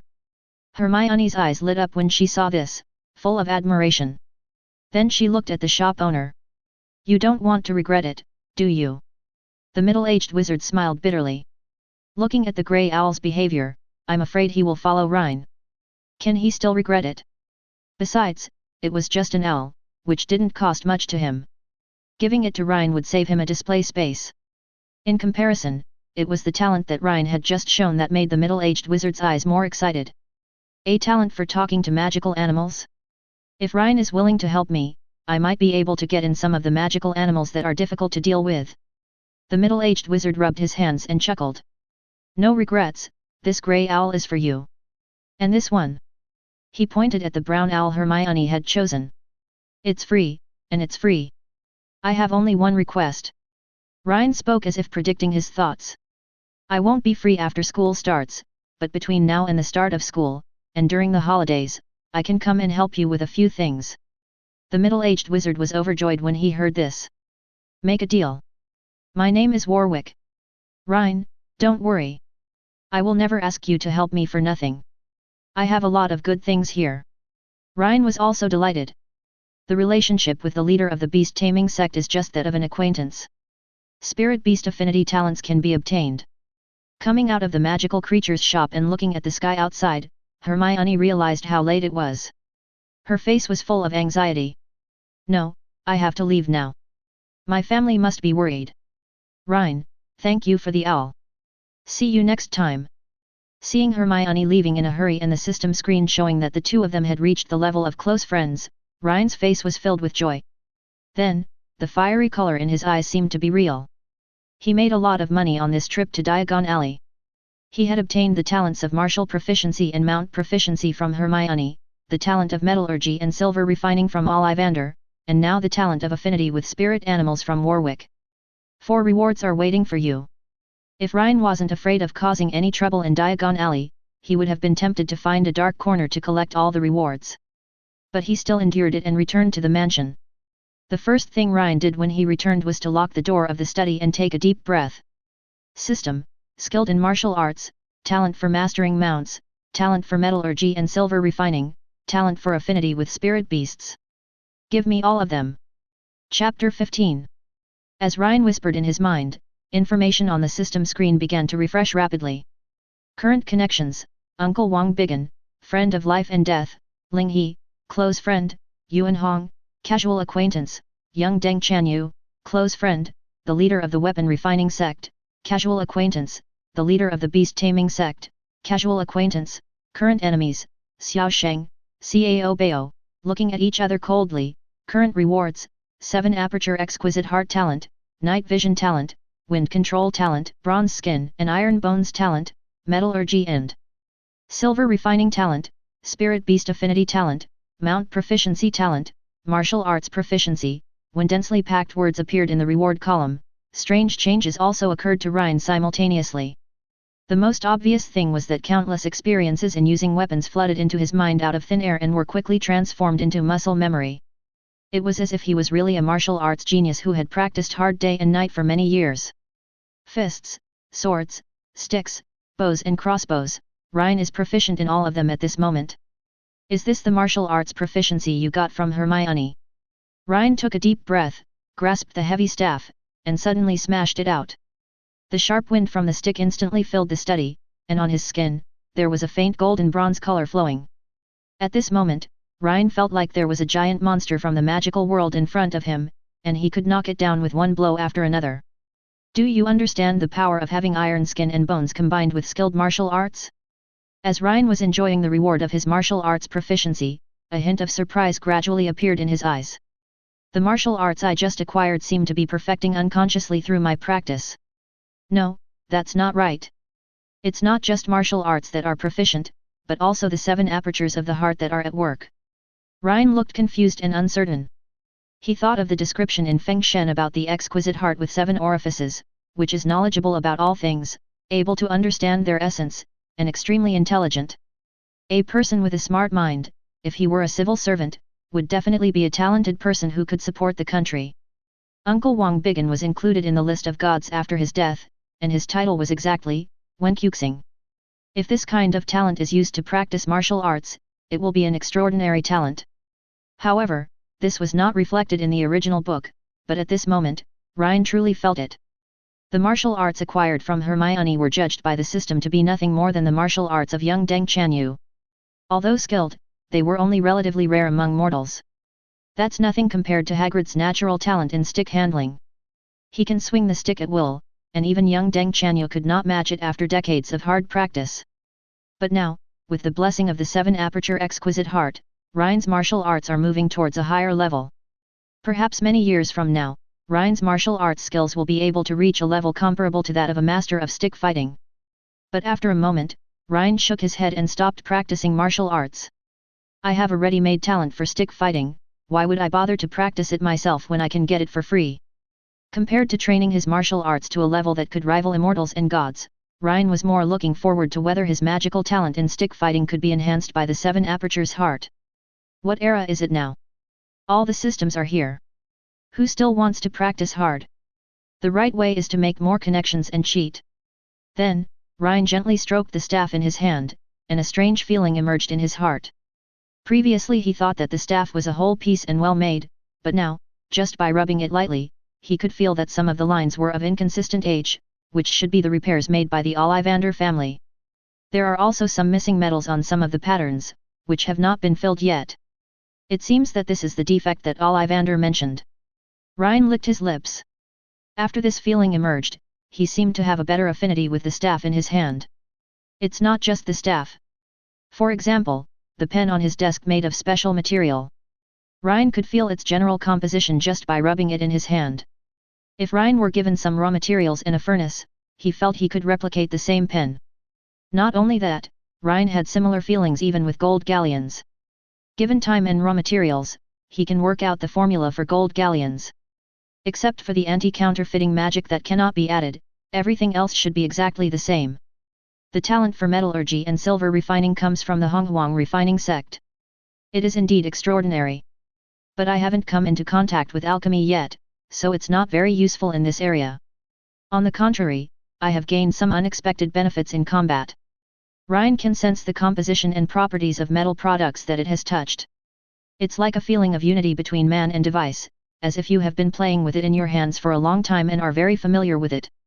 Combined with his skilled martial arts skills and the blessing of the 7 apertures heart, the effect achieved is. Rhine waved his hand casually, and the gold galleons in his hand flew out, accurately hitting the oil painting of Lincoln's assassination hanging on the wall, which gave Lincoln another brain hole. Weapon Master. Wizards don't die with bare hands. A feeling of surprise surged in my heart. The chain reaction between his exquisite mind, metallurgy, and silver refining, and his sophisticated martial arts undoubtedly greatly improved Rhine's actual combat capability. This also opened up a new idea for him, the coordination between talents. The system has actually already reminded me that the Sun Essence and Moon Essence talent can be combined with the Wind and Dew diet to greatly enhance its effect. Rhine's eyes were bright as he looked at the grey owl he had bought home. It is worth mentioning that Rhine named it Hermes, the messenger god in ancient Greek legend who crossed borders and delivered messages. At this moment, Hermes, who was already extremely loyal to Rhine, obviously had a more intimate look in his eyes. The affinity talent for spirit beasts from the beast-taming sect. Rhine thought carefully. In addition, I also have the Mount Mastery talent from Hermione, and oh yes, the wind control talent from Owl Roberts. Can these be combined? Then, an idea came to Rhine's mind. Can an owl be used as a mount? Hermes knew that one owl was definitely not enough to lift him up, but as long as there were enough of them, they would definitely have no problem bearing his weight. After all, owls were also birds of prey. As for the bumps and strong winds during flight, they shouldn't be a problem with mount proficiency and wind controlling talent. If this were possible, I could fly right now, and without being controlled by the Ministry of Magic. Because I didn't use any magic during this process, so no one can interfere. Once this idea was born, it took root in Rhine's mind. I rode the Hagrid flying motorcycle before, and it was such a great feeling. Flying is the ultimate dream of mankind. Now that we have the chance to realize it, we must give it a try. However, as he looked at the environment near his mansion, he fell into deep thought. This is a high-end mansion. Someone usually maintains the environment. There are very few wild animals, let alone owls. How to gather the owls together? After thinking for a moment, Rhine's eyes fell on Hermes. Hermes, you are a male owl, right? Ahem, the master needs your help with something. Hermes looked at Rhine stupidly and nodded as a matter of course. I will do whatever the master asks me to do. Rhine smiled. That's good. You are worthy of being my most beloved owl. Then how about this? Now you pretend to be a female owl and fly out. Then, you can raise your voice and shout that you are offering a large sum of money for a child, and that you will provide food and shelter. Then you can attract all the owls within a radius of dozens of miles to come here. Chapter 16. Hermes was stunned for a moment. A big question mark appeared in the owl's little head, and a bad feeling emerged. As the master, it seems that I have no moral integrity. But soon, under Rhine's persuasion, Hermes still flew out and shouted at the lines provided by Rhine. A wealthy woman living alone is seeking a child at a high price. Is there any owl brother coming over? A huge mansion, a luxurious villa, generous remuneration, 3 meals a day, and plenty of dried meat. Rhine looked at Hermes with surprise in his eyes. Wow, you have good talent and are quite good. As Hermes flew through the night sky, owls in some woods suddenly opened their eyes excitedly. Jerky. Rich woman. I am coming. But some male owls had strange looks in their eyes. But why does this rich woman's voice always sound weird? Kind of like a male owl costume. But the next moment, they flapped their wings even more excitedly. This is Britain after all. Soon, Rhine, who had already climbed onto the roof, saw Hermes flying towards him in panic. Behind it, at least a dozen or 20 owls followed closely, looking at Hermes with green eyes. No wonder Hermes flies so desperately. If it were a little slower, it would be afraid that its chastity would be lost. Master, I brought them all here, but they are so excited and disobedient. What should I do? Hermes panicked. Rhine grinned, no longer suppressing his iron skin, and the golden copper color flowed on his skin. Along with it came the aura of the ancient alien white ape. Even just a hint of it made Hagrid's hair stand on end, and he suspected that Rhine had raised some 5x level vicious magical animal. Now that it was released, even those owls that were already angry calmed down in an instant, their fur stood up and they dared not move. Looking at the owls who had calmed down, a smile appeared on Rhine's face. Don't be afraid, I want to make a deal with you. When the owls heard Rhine say that he wanted to step on them and let them carry him flying, they looked at each other in confusion, having never imagined that there was such a strange practice. But soon, upon hearing the conditions offered by Rhine and seeing their spirit beast affinity talent take effect, the owls all looked shocked. Is there really enough jerky? Is it really possible to live in a single-family owl villa? Well, it's not impossible to let you step on my back. Hermes is in the middle, and we're surrounding it, right? I have no problem with that at all. Hermes' hair exploded instantly. Master, there is a pervert. They are all perverts. Oh, okay, I almost forgot, the master is also a shameless pervert. Soon, the reluctant Hermes formed the body of the owl array under Rhine's persuasion. The other owls surrounded him and actually formed a platform for Rhine to stand on. But Rhine always felt that there was something missing. Oh right, the styling. How can such a cool flying method not have a style? Everyone, let's switch directions a little bit. Under Rhine's command, a huge owl flying sword took shape on the roof of his mansion. Rhine's eyes showed excitement. Flying with a sword, this is a yearning from deep in our genes. Although it is not a traditional flying sword, it can fly and looks like a sword, so how can it not be a flying sword? This is a biological flying sword unique to the magic world, the result of research and development of the beast-taming Sect's magic world branch. Then, Rhine carefully stepped on the owl sword. The owl sword sank slightly, but then it still supported Rhine's body. With so many owls, it would be quite easy for Rhine to bear the weight even if he had a body of steel.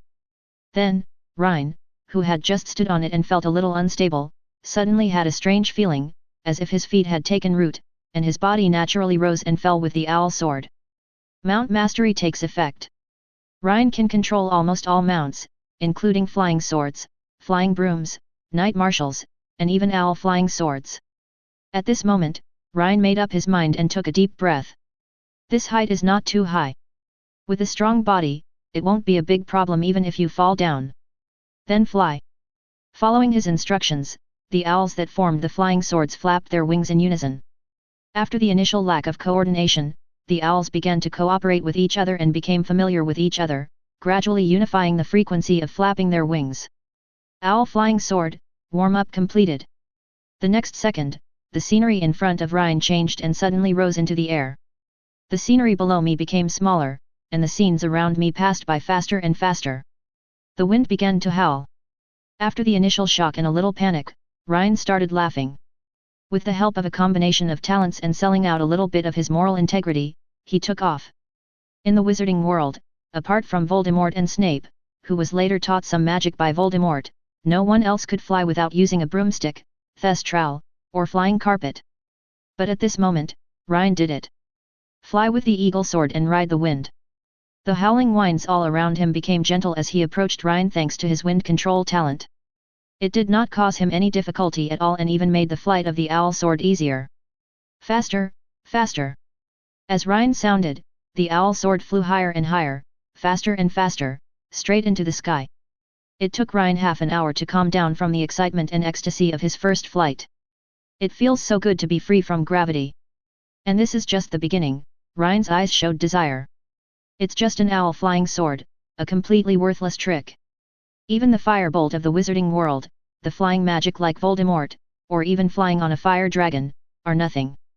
Riding the wind and flying on clouds, this is the true nature of immortals. One day, I will definitely reach that state and enjoy great freedom. At this time, Rhine looked down from the air. Where is this? Then, Rhine saw Diagon Alley under the night sky. It seems that is the core of the owl sword, this is the place that Hermes is most familiar with, and he brought Rhine here unknowingly. And because it originally existed in the magical world, the Diagon Alley concealing magic had no effect on it. Rhine can enter Diagon Alley with the help of Hermes without having to go through the leaky cauldron. What is this? It should be considered a bug in Diagon Alley, right? After all, no one in the wizarding world has ever thought that someone could fly with the help of an owl, so the measures taken against flying brooms, flying carpets, etc. are ineffective. This also gave Rhine an idea. In other words, no matter what he did in Diagon Alley, as long as he didn't use magic, the wizarding world would not be able to find out that he did it. His gaze fell on the still brightly lit Gringotts, and then on Xiao Sheng and Cao Bao, who were enemies on his system's light screen, and Grip Hook, the goblin in Gringotts. Rhine narrowed his eyes. He had not forgotten that if he beat up Grip Hook and the others, he would be able to obtain the talent of eating wind and drinking dew to assist in his practice.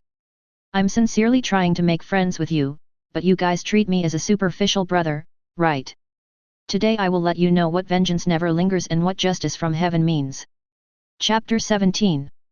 At night, almost all the shops in Diagon Alley were closed, but Gringotts was still brightly lit. After all, this is the center of wealth flow in the entire wizarding world and holds the lifeline of the wizarding world's economy.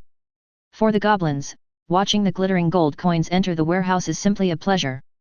Here, overtime is not only unpaid, but you even have to fight for a spot. Griphook and his companions are eagerly awaiting today's overtime list. After experiencing the depressing incident with Rhine, they urgently needed to work overtime to soothe their angry hearts. But when the list was released, they did not see their names. Among the group of disappointed and annoyed goblins, the voices of Griphook and the others were particularly sharp. Damn it! Why is nothing going well today? Today, 62 fewer gold galleons passed through my hands than yesterday. It's all because of that little wizard named Rhine. It's all because he wasted my time. Also, I have a headache today, and that's also his fault. And I can't work overtime. That's also his fault. He ruined my luck. Griphook could now declare in his mind. Of all the wizards in the entire wizarding world, the one it hates the most is Rhine. What Griphook finds regrettable is that the wizarding world is no longer what it used to be. Back then, goblins were still able to fight wizards and retained a lot of power to resist. 100 years ago, there was even a goblin rebellion organization that was strong enough to invade Hogwarts and even get involved in ancient magic. But now, the goblins can only stay in Gringotts and dare not do anything out of line. Otherwise, for a little wizard who hasn't even started school yet, Griphook has 100 ways to vent his anger. Damn wizard! While Griphook was feeling angry, Rhine saw changes on the system screen outside Gringotts. In the column of his enemies, Xiao Sheng, Cao Bao, and he originally had a cold attitude towards each other, but now their relationship has turned into a jealous one. The corners of Rhine's mouth twitched. He finally saw how stingy the goblins were and how much they hated wizards. Damn, I offended Lawan during the day, and now it's night, and this hatred can still deepen? The goblins are really a despicable race. It is extremely difficult to develop a friendship with them, and even close friends are impossible. But if you offend them, it's easy to become extremely jealous. If I rob them of their money, I'm afraid our relationship will end in a life and death struggle. Then, a hint of coldness appeared in Rhine's eyes. Fortunately, I'm not a generous person. It's not a bad thing for Rhine to be particularly jealous of his relationship with Griphook. Beat them up more times and you can get more chess talents. Although I don't know what it's used for, at most I can use it for socializing later, but Rhine can do without it, but he can't live without it. Rhine waited quietly in the night sky outside Gringotts. At this time, the goblins who did not get the opportunity to work overtime walked out of Gringotts dejectedly, intending to fill their stomachs. Some fairies simply felt that a day without overtime was too bleak, so they operated back home, intending to sleep until the beautiful tomorrow when they could work and count gold galleons. Griphook and his companions had intended to do the same. But at this moment, they caught a glimpse of a fleeting golden light out of the corner of their eyes. In an alley that only they could see from their direction, a gold galleon seemed to have been lost by its owner and was waving at them at the entrance of the alley. The goblins' instinctive impulses immediately took over their minds. An ownerless gold galleon was reserved the moment the fairy saw it. The two fairies ran over in a hurry and picked up the gold galleon.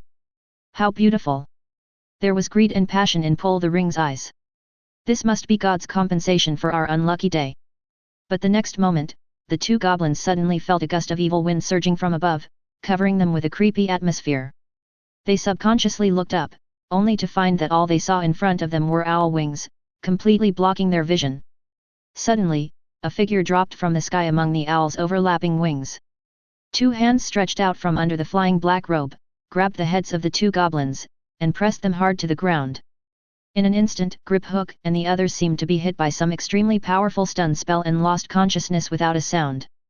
Rhine looked at Griphook and the others lying unconscious on the ground and sighed. He had never expected that it would be so smooth. Just one gold coin could really lead these two goblins into a trap and knock them out easily. It seems that although the goblin has a natural talent for magic, over the years he has become only able to count money. She is completely different from the fairy of the past, but she is still immersed in the glory of the past. In short, it's both delicious and pretentious. At this time, a prompt appears on the system light screen. You used despicable means to beat Xiao Sheng, and Cao Bao caused him to fall into a coma. You gain the talent of eating wind and drinking dew. Continue to beat up Xiao Sheng and Cao Bao twice to gain outstanding chess talent. Do you want to claim the reward now? Rhine hesitated for a moment. Beat him up twice more? Without any hesitation, he kicked Pulling Ring and the others twice, but the system did not respond. It seems that these are only counted once. Does that mean I have to do it again after a while to count? After figuring out the number of beatings, Rhine understood clearly. Now that the reward was deposited, his anger subsided, and Rhine put away the gold galleon that was used to lure Griphook and the others. By the way, they also looted the dozens of gold galleons that Griphook and the others had. This trip was not in vain. Rhine then smiled, boarded the owl sword again, and headed towards his mansion.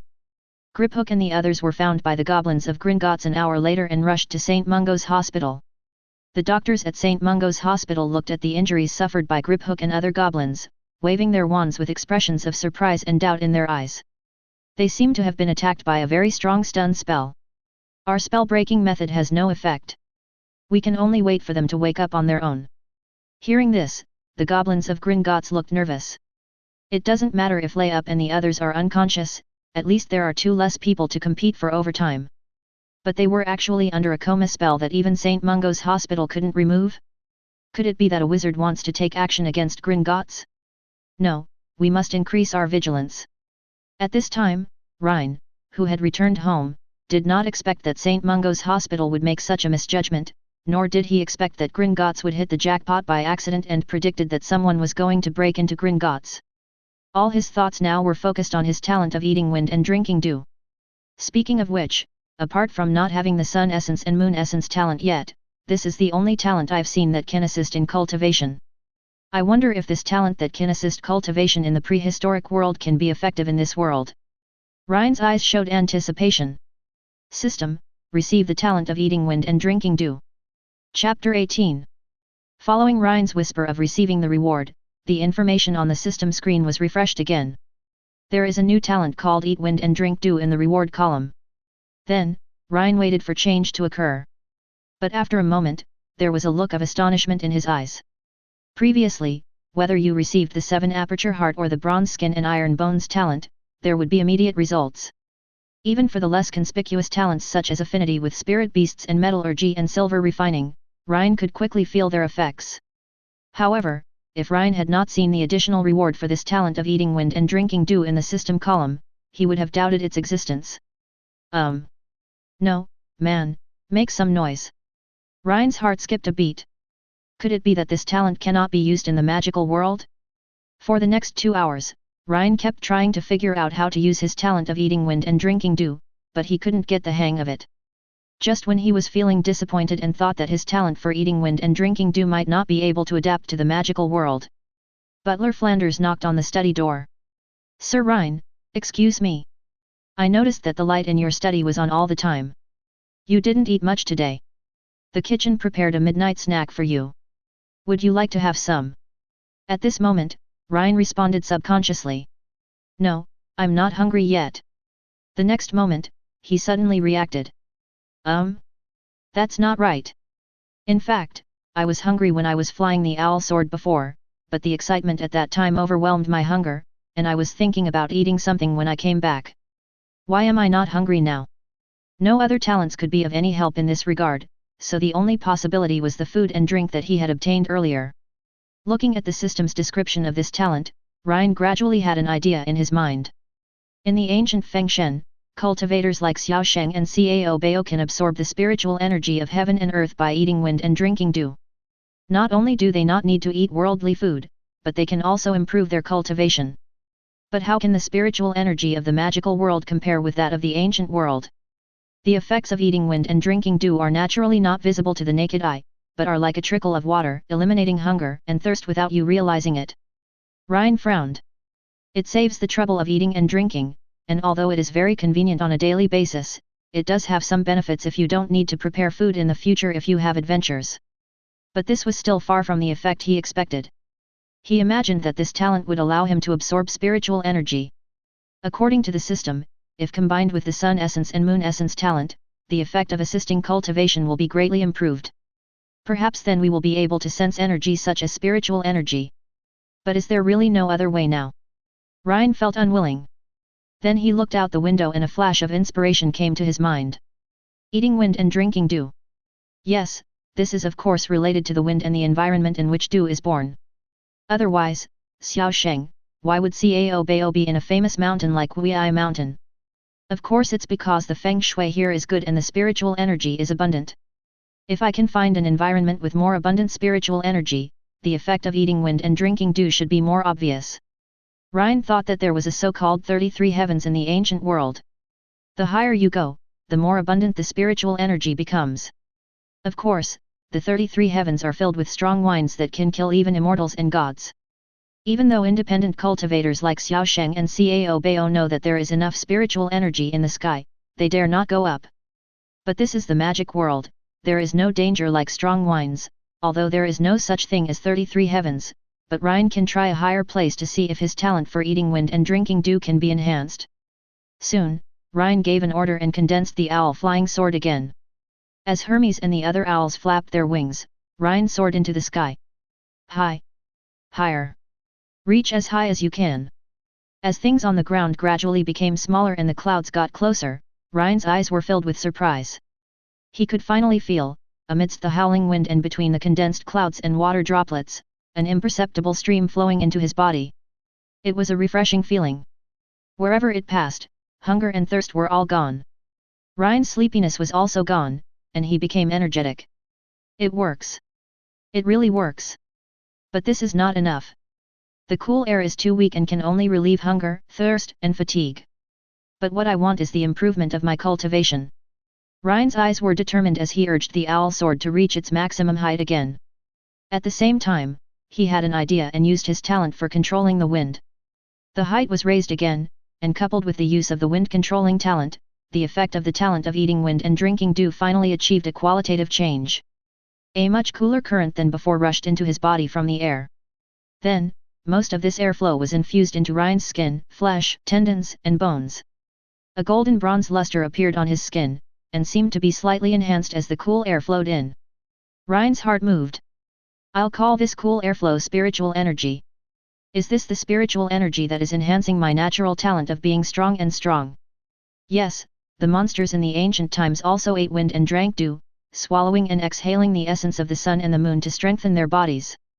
Yuan Hong must have practiced like this before he obtained the 8-9 profound art. If I continue to practice like this, perhaps after a long time, I can also reach the strength of Yuan Hong's ancient white ape. But Rhine just thought about it. There are many people who have a foothold in the ancient times, so how could they be easily born in a place like the magic world? Even if I eat wind and drink dew for 1,000 years, I may not be as good as Yuan Hong who practiced in the primitive world for 10 years. But the enemies Rhine has to face are not those powerful ones in the prehistoric times. His current body of bronze skin and iron bones is very strong. If he continues to strengthen, this body will be enough to deal with most of the dangers in the magic world. Moreover, he also noticed that some spiritual energy was flowing into his blood. Originally, his magical aptitude was quite mediocre. Even if he had the talent of the seven apertures mind, it only enhanced his magical control and learning abilities. But the strength of magic power is an innate talent, related to bloodline, and cannot be changed even by one's 7 orifices. But now, with the influx of spiritual energy, Rhine felt that the strength of his magic power was slowly increasing. The amplitude is small, but it does exist. A look of deep joy immediately appeared on his face. It can even increase the strength of magic power. As expected of a talent from the ancient times, this inhalation and exhalation of spiritual energy is amazing. Feeling the magical effect of the talent of eating wind and drinking dew, the weight of this talent in Rhine's heart also increased sharply. In the ancient times, this talent was nothing but trash, and was destroyed in seconds by the 7 apertures heart and the natural Taoist body. But in the magic world, those two high-end things are useless. Instead, the talent of a casual cultivator like eating wind and drinking dew is more practical. This is the only way to absorb spiritual energy before obtaining the proper cultivation method. It can enhance both magic power and physical body, and it is simply a diligent way to support the family. Oh yes, there is another talent of sun and moon essence, which is in Roberts, the owl of Hogwarts school. When you get it in the future, and combine it with eating wind and drinking dew, Rhine's speed of absorbing spiritual energy can be greatly increased. Thinking of this, Rhine couldn't wait for Hogwarts to start. He wants to learn magic, and he also wants to become an immortal. Chapter 19. It took a long time for Rhine to calm down from his excitement. There is still more than a month before Hogwarts starts, and he has some important things to do outside of Hogwarts. The two talents of controlling fire and cultivating spirit beasts are also extremely practical. The former not only gives him a natural advantage in fire spells, but also brings great convenience in alchemy, potions, and other subjects that require temperature control. The latter can make it more likely that the magical animals bred by Rhine will break through the bottleneck and gain stronger power. For example, the group of 8-eyed giant spiders in the Forbidden Forest are 5x level magical animals in themselves. If Rhine can breed them again, the combat power of this group of 8-eyed giant spiders alone will be terrifying. And there is the snake monster in the secret room, the 1,000-year-old snake monster. Rhine even suspected that if this thing was placed in the ancient times, it would at least be considered a monster of some significance, right? If this can continue to be cultivated, it will undoubtedly become a great help to Rhine. When the goal of becoming an immortal was still far away, Rhine certainly couldn't give up magic. Because of this, Rhine must obtain these two talents before going to Hogwarts. The next day. Diagon Alley. Rhine, dressed in his loose robe, walked down the street. When passing by Gringotts, he felt that the security at Gringotts seemed to have become quite strict. There were goblins standing guard at the door, watching every wizard passing by Gringotts with scrutinizing eyes. At the same time, outside Gringotts, Rhine also saw a notice offering a reward for clues about a wizard who was proficient in stunning spells and appeared near Gringotts. When Rhine saw this scene, a strange look appeared on his face. Did Gringotts think that Griphook and the others were knocked unconscious by some powerful stunning spell? Well, in the wizarding world people do think about these things in this way. So it seems that Gringotts' attitude is that they think someone is planning something bad to them. Rhine's expression was even weirder. Of course he knew that it would not be long before Voldemort would possess Quirrell and break into Gringotts on the same day that the savior Harry Potter entered the wizarding world. I just wonder if having this butterfly of mine will add some trouble to Voldemort's plan to break in? But soon, Rhine put these thoughts behind him. He came to Ollivander's wand shop. Ollivander obviously had not forgotten Rhine's performance last time. When he saw Rhine coming, a look of joy appeared on his face. "Mr. Rhine, you came just in time. I just happen to have some inspiration for wand studies these days. Here, try these wands." As he spoke, Ollivander handed Rhine several wands. While Rhine was cooperating with Ollivander in carrying out his weird tests, he was also chatting with him, trying to get closer to him. As long as you reach the level of close friends, you can gain the talent of controlling fire. But after 2 or 3 hours, although Rhine and Ollivander had become more familiar with each other, it was obvious that Rhine felt they were still a long way from being close friends. At present, at best we are somewhat familiar with each other and are just casual acquaintances. He thought about it and realized that Ollivander was so old, and the years he had lived in his 2 lives combined might not even be half of what Ollivander had lived. At this age, he is a world-famous master of staff making, and many people praise him. Even though he was very helpful to Ollivander's wandology research, becoming his close friend would not be an easy task. It might take several years. The time Rhine can spend in Diagon Alley is just over a month before school starts, so he doesn't have that much time to wait. It seems like we need to find a way to get closer faster. After thinking for a moment, Rhine had an idea. If you want to get closer to people, of course you have to start from what they care about most. What does Ollivander care about most? The magic wand, of course, goes without saying. From the sign hanging on the door of his shop and the information Rhine obtained from the original Harry Potter, it can be seen that Mr. Ollivander has the ambition to overwhelm Gregorovitch and become the best wand maker in Europe or even the world. Just like the Ollivander family, the Gregorovitch family is also a family of wand making that has been passed down from generation to generation. Gregorovitch had once obtained the Elder Wand. As a wand maker, it is not impossible for him to get inspiration from the Elder Wand and perhaps improve his skills. Ollivander must have done his best to avoid being overshadowed by Gregorovitch, let alone surpassing him. No wonder he still wants to do wand research at such an old age. Rhine wanted to get closer to him, and after much thought, he decided to start from this aspect. After a moment, as Ollivander frowned and pondered the question, Rhine asked. Mr. Ollivander, wands and wizards choose each other and achieve each other. This is the theory you have mentioned to me repeatedly. But are there some special wands that do not require the wizard's talent, and have their own power to enable every wizard who wields it to exert extraordinary abilities? Hearing Rhine's question, Ollivander's expression changed slightly and he nodded slowly. Yes, of course. That is the most famous wand in wizarding history. The Elder Wand, the Elder Wand, the Death Wand, it has many names. Legend has it that a wizard who wields the Elder Wand will be invincible in any duel. This is recognized as the most powerful wand. Why do you ask that? Rhine said excitedly. Such a powerful wand, has Mr. Ollivander ever seen it? Ollivander gritted his teeth. No. Then he took a deep breath, as if he had thought of something, and his expression became even uglier. Many people think that the Elder Wand is just a legend, and I thought so too at one point. But I have some doubts. I suspect that this wand was once obtained by an old enemy of mine. Otherwise, his wand-making skills would not have improved so much in such a short period of time.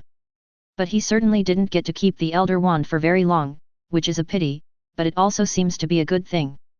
Immediately, Rhine chatted with Ollivander for a while about the rumors about the Elder Wand.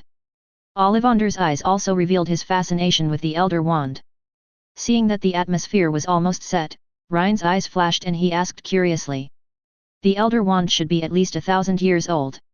Over the years, the magic world has been developing continuously, and they should be able to make wands more powerful than the Elder Wand. Mr. Ollivander, why don't you try it? Ollivander was stunned for a moment and pointed at himself in surprise. To make a wand more powerful than the Elder Wand. Rhine said as a matter of course. Of course. You are Mr. Ollivander, the greatest wand maker in the world. What could be more exciting for a wand maker and more rewarding for his skills than to create a wand that is as good as or even better than the Elder Wand? Think about it, even if your so-called enemy gets the Elder Wand, can he be determined to surpass the Elder Wand? No, only you can have such an outstanding idea. If you succeed, who else can be compared with you? A light gradually appeared in Ollivander's eyes, and he muttered to himself. Yes. It's been 1,000 years. Why can't it surpass the Elder Wand? But there was hesitation in his eyes again. But I am over 80 years old. Rhine said firmly. 80 years old is the right age for hard work, Mr. Ollivander. I will do my best to help you. Ollivander's expression was moved, as if his ambition was reviving, and he looked at Rhine with a more intimate expression. Good. Let me try to challenge this impossible feat. When did the Ollivander family become number 1 in Europe? No, number 1 in the world. It was in my generation. Rhine's mouth curled up into a smile. For a wizard who regards wand learning as a lifelong pursuit, what could be better than a grand, difficult common goal to bring people closer together? The plan worked. Chapter 20. After mustering up the determination to surpass the Elder Wand, Ollivander started working in the shop as if he had been given an injection of chicken blood. He took back the several wands that he had handed to Rhine earlier, and then broke them all without even looking at them. It's just something to publish a wandology paper. Ha, I know this thing can't surpass the Elder Wand. I have to really put in the effort, the most mysterious materials, and the most extreme combinations to unleash the ultimate power. Just like the Elder Wand, the ominous Elderwood shaft and the Thestral feather core represent the death, which makes it ominous and powerful. But that's not enough. Well, yes, as I have long understood, Peveril must have incorporated techniques related to ancient magic in the process of making the Elder Wand. I have to look for all the oldest wands in our Ollivander family's collection. Perhaps I can piece together the magical skills that make the Elder Wands so powerful. This is a huge project. Those wands have very strange tempers. Fortunately, I have an assistant that can adapt to almost all wands. Ahaha, it seems that perhaps this is God's guidance, allowing me to surpass the Elder Wand in this era. Ollivander was completely into the state, muttering to himself constantly. Rhine glanced at the system screen and saw that the connections in the column of the weapon refining Sect's leader were slowly changing. The words casual acquaintance became a little lighter, while the words close friend became a little more solid than before. He looked satisfied. Sure enough, working towards the same goal is very helpful in bringing people closer together. Now the relationship will deepen much faster. Before school starts, I should be able to become close friends and obtain the fire control talent. Very good, very energetic. Mr. Ollivander, then you do your job well and contact me anytime you need anything. I believe in you. You can do it. Soon after, Rhine left Ollivander's wand shop and headed for his next destination, Warwick's magical creatures shop. Just like the last time I came here, it was still crowded and filled with all kinds of bad smells.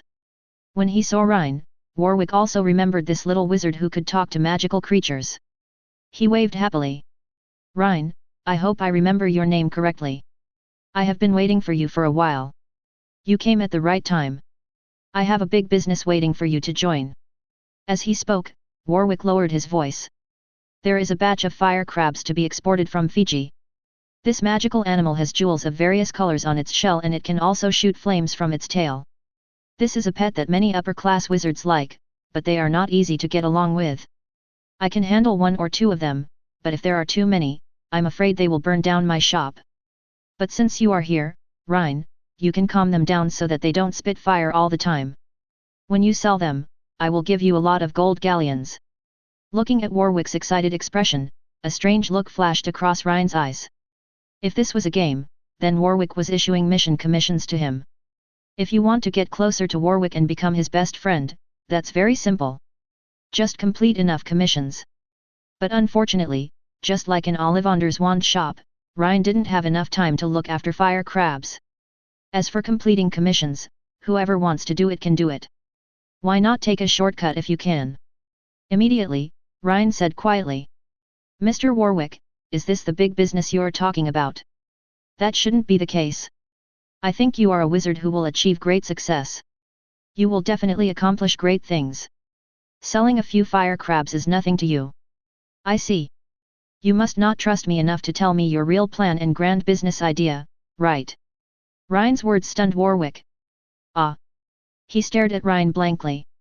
As a graduate of Hufflepuff House who ran a barely surviving magical creatures shop in Diagon Alley, he had never heard such an evaluation from anyone. Great achievements? A huge achievement? Does this really have anything to do with me? How did Rhine know this? It was as if Rhine had predicted his thoughts. Mr. Warwick, do you feel that you are mediocre and that what I say is not like you at all? Warwick nodded subconsciously, and then he was met with Rhine's fierce rebuttal. Wrong, absolutely wrong. What era is it now? The 21st century, wait, it's not here yet. It's okay. We are about to enter the 21st century. What is the most important thing in the 21st century? Talent. Especially compound talents spanning multiple fields. Mr. Warwick, you are the most valuable talent in this century. Immediately, Rhine and Warwick started counting on their fingers. Look, you're from Hufflepuff. What's Hufflepuff's trump card major? Magi zoology. This means you're a well-trained person in the field of magical animals. Look at your graduation experience. You have been engaged in the breeding of magical animals and have been working on the front line of magical animal breeding. What is this? You are a practical talent with a professional background, an all-round talent who combines theory with practice.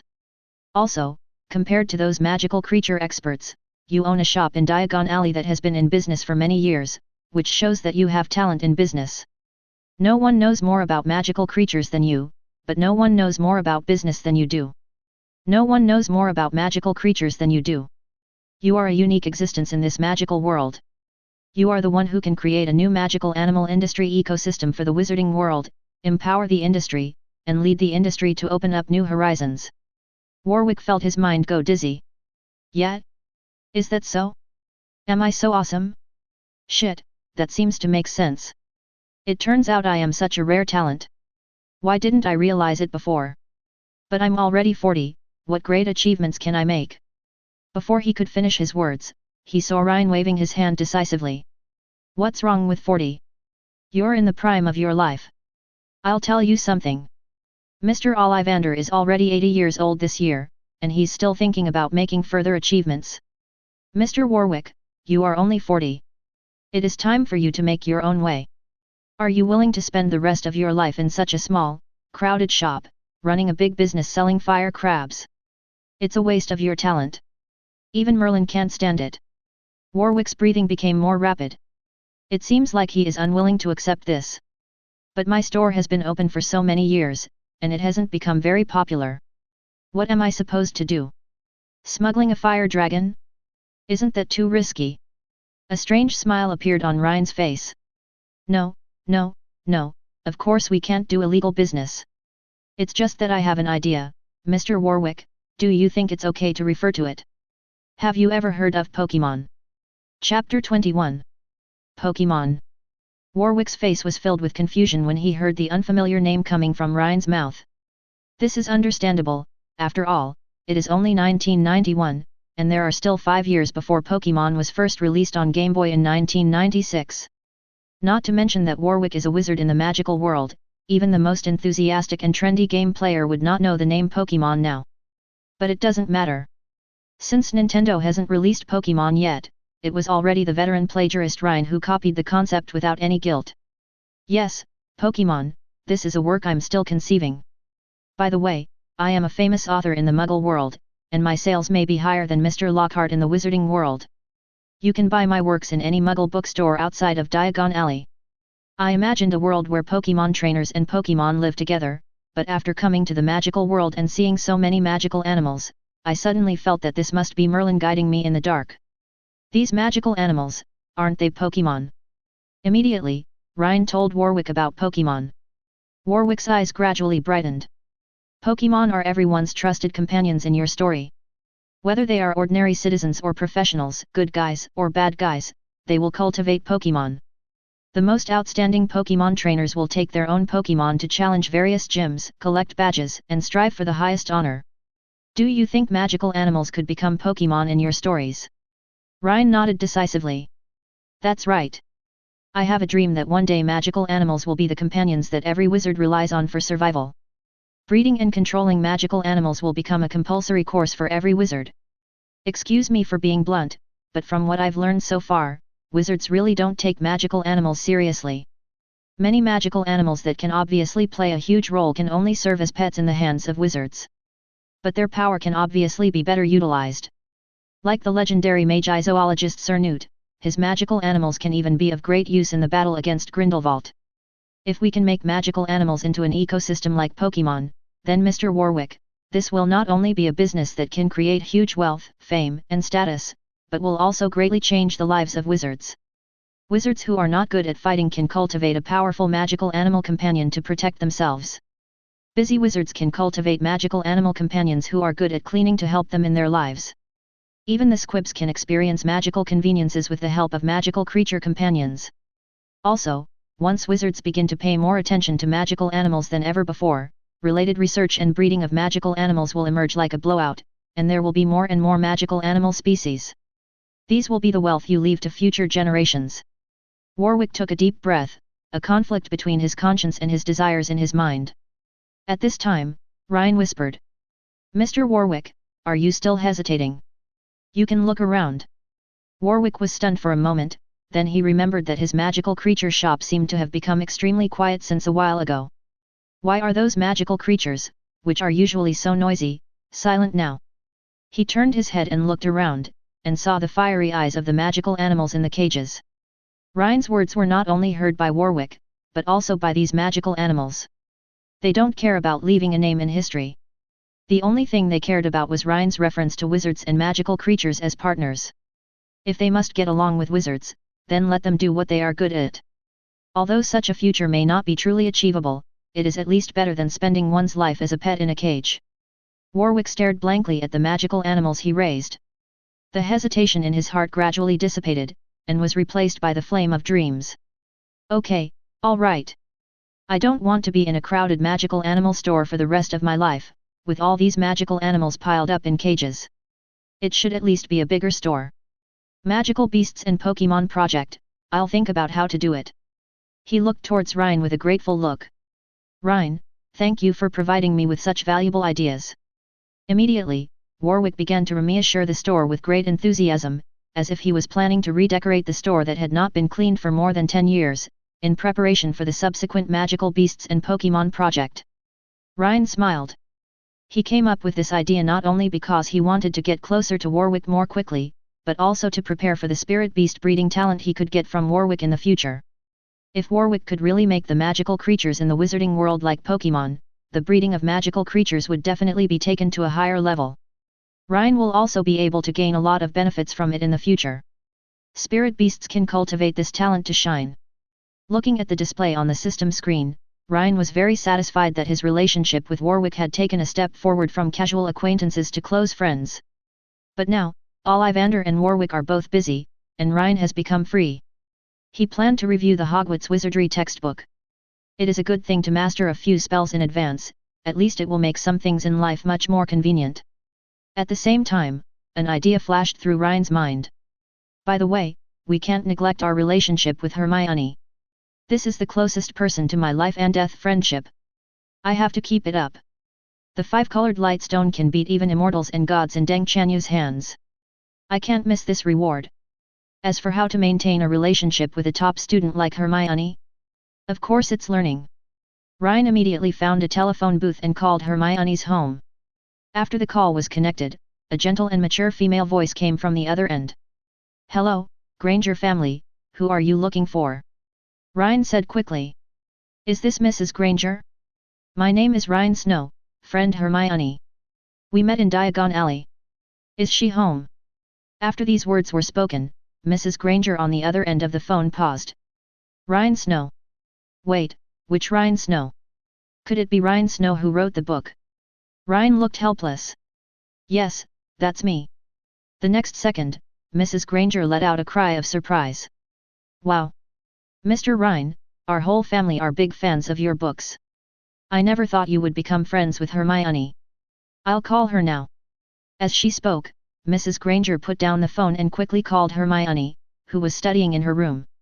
After hearing that it was Rhine calling her, Hermione quickly ran to the phone and spoke breathlessly. Rhine. Why did you call me? Rhine laughed. There's still more than a month before school starts. I guess Hermione you must be studying magic. It's so boring to practice alone. How about we come to Diagon Alley and read together? After hanging up the phone, Hermione's heart beat faster and she hurriedly packed her school bag. Mom, I need to go out for a while.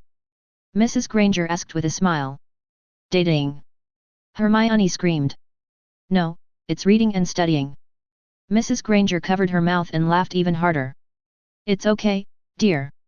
When I was in school with your father, we often went on dates under the guise of reading. I was wondering if you should bring some nice clothes to Hogwarts in addition to your school uniform? What if there's a dance there? Hermione's face flushed and she fled from the house, shaking her head vigorously. Really? What's going on in adults' heads? Vulgar. Immediately, she raised her head and her competitive spirit rose again. In Muggle subjects, especially literature, Hermione felt that she would never be able to match Rhine's achievements in her lifetime. But now they are studying magic. What if I could beat Rhine in magic? Everyone has to have some dreams. Right. Chapter 22. On the way to Diagon Alley, Hermione had these thoughts running through her mind. Rhine's literary attainments were of course impeccable, and Hermione would never be able to catch up with him in her lifetime, she admitted that. But I haven't heard that Rhine has any special achievements in other subjects. Hermione loses in depth, but wins in breadth. And maybe my talent in magic is stronger than Rhine's? In addition, Hermione came to Diagon Alley a few days earlier than Rhine and had already started learning magic, which was also her advantage. So, when a thought arises in your mind, can you win? Hermione gave a firm answer in her mind. We will win. The proud Miss Know-It-All will not easily give up in her studies. An hour later, Hermione walked into Diagon Alley. Before heading to the place Rhine mentioned, Hermione fixed her hair slightly in front of the window of a street shop. Only then did she realize that her hair seemed to have not been well taken care of before coming out and was too fluffy. Maybe some fabric softener. Hermione also remembered the words her mother mentioned to her with a smile. Maybe I should dress up and put on a nice dress. But such thoughts were quickly suppressed by the stronger desire to win. Hermione quickly walked to the dessert shop next to Flourish and Blott's bookstore and saw Rhine flipping through a history of magic. She said confidently as she walked into the store. Rhine, are you reading History of Magic? I like watching this, too. There are many interesting things in the history of the wizarding world, and sometimes you can even see major events in the Muggle world. For example. Rhine nodded in agreement. For example, it was only after reading the History of Magic that I learned that the guillotine used to execute Louis XVI was actually made by an alchemist. It is said that this guillotine has a zero negative review rate for an alchemical work. Besides, Rhine talked about some events in the history of magic with great interest. Hermione's expression became increasingly confused. Ah! Which chapter are these in? Rhine thought about it. Part of it is in the 4th section of the 5th chapter, and part of it is in the 3rd section of the 6th chapter. The specific page number should be around 720 pages. Hermione stared at Rhine blankly. Rhine showed a strange smile. There is no way around it. The talent of the 7 apertures mind is simply a cheat when it comes to studying. Photographic memory, memorization, rapid understanding. Maybe Hermione will be the top student in Hogwarts in the future, but sorry, she is facing Rhine who has a very smart mind. Still need to practice more. Half an hour later. Hermione went from being ambitious at the beginning to being disheartened. I'm really stupid, really. Why do I think I can beat Rhine? This was the expression Hermione had after witnessing Rhine flip through a new book and memorize the first chapter word for word. What shocked her even more was that Rhine not only had a photographic memory, but also did not memorize things by rote. He really understood the principles thoroughly. There were many things that Hermione was still confused about, but Rhine just said a few words and Hermione suddenly understood them. This performance made Hermione completely lose the idea of competing with Rhine in magic. There is a cheat, how to beat it? Although she was very unwilling, Hermione was not a petty person. She took the opportunity to ask Rhine for advice on some questions that she had only half understood when she was reading the book. Rhine showed admiration in his eyes. This is what makes Hermione so admirable, her strong drive, her thirst for knowledge, and her broad mind. It was only natural that she would become the Minister of Magic in the future. Even if she didn't go into politics, Rhine was sure that Hermione would achieve great results in the academic field. He also didn't mind giving Hermione a hand and seeing if Hermione would achieve greater success in the future. In the blink of an eye, it was evening 3 days later. Hermione said goodbye to Rhine at the street corner in a familiar manner. Rhine laughed. You really don't want to get in my car? I can take you home. Hermione shook her head sheepishly. No, that would be too much trouble for you. And? Never mind. It's nothing. A blush appeared on her face. When she went home these days, her mother always looked at her with a half smile in her eyes, and from time to time she jokingly asked how far the relationship had progressed. Each time Hermione would angrily declare that they were not really dating, they were just studying. If Rhine were to take her home again, the stupid adult wouldn't know what to think. Hermione waved to Rhine. Thank you, Rhine. I feel like my magic has improved a lot. Oh yeah, are you sure you don't want to go to Mr. Ollivander for a new wand? Over the past few days, Hermione has been full of admiration for Rhine's learning ability. No matter what spell it is, as long as the magic intensity requirement is not high, Rhine can perfectly understand all the key points of release after watching it once. Under Rhine's guidance, Hermione has mastered several spells that she will learn after entering school. At this pace, she is expected to master most of the first-grade courses before entering school. But to Hermione's regret, Rhine's own spell casting was not so smooth. That ancient staff was too long and too heavy, making it difficult to apply modern spell casting gestures to it.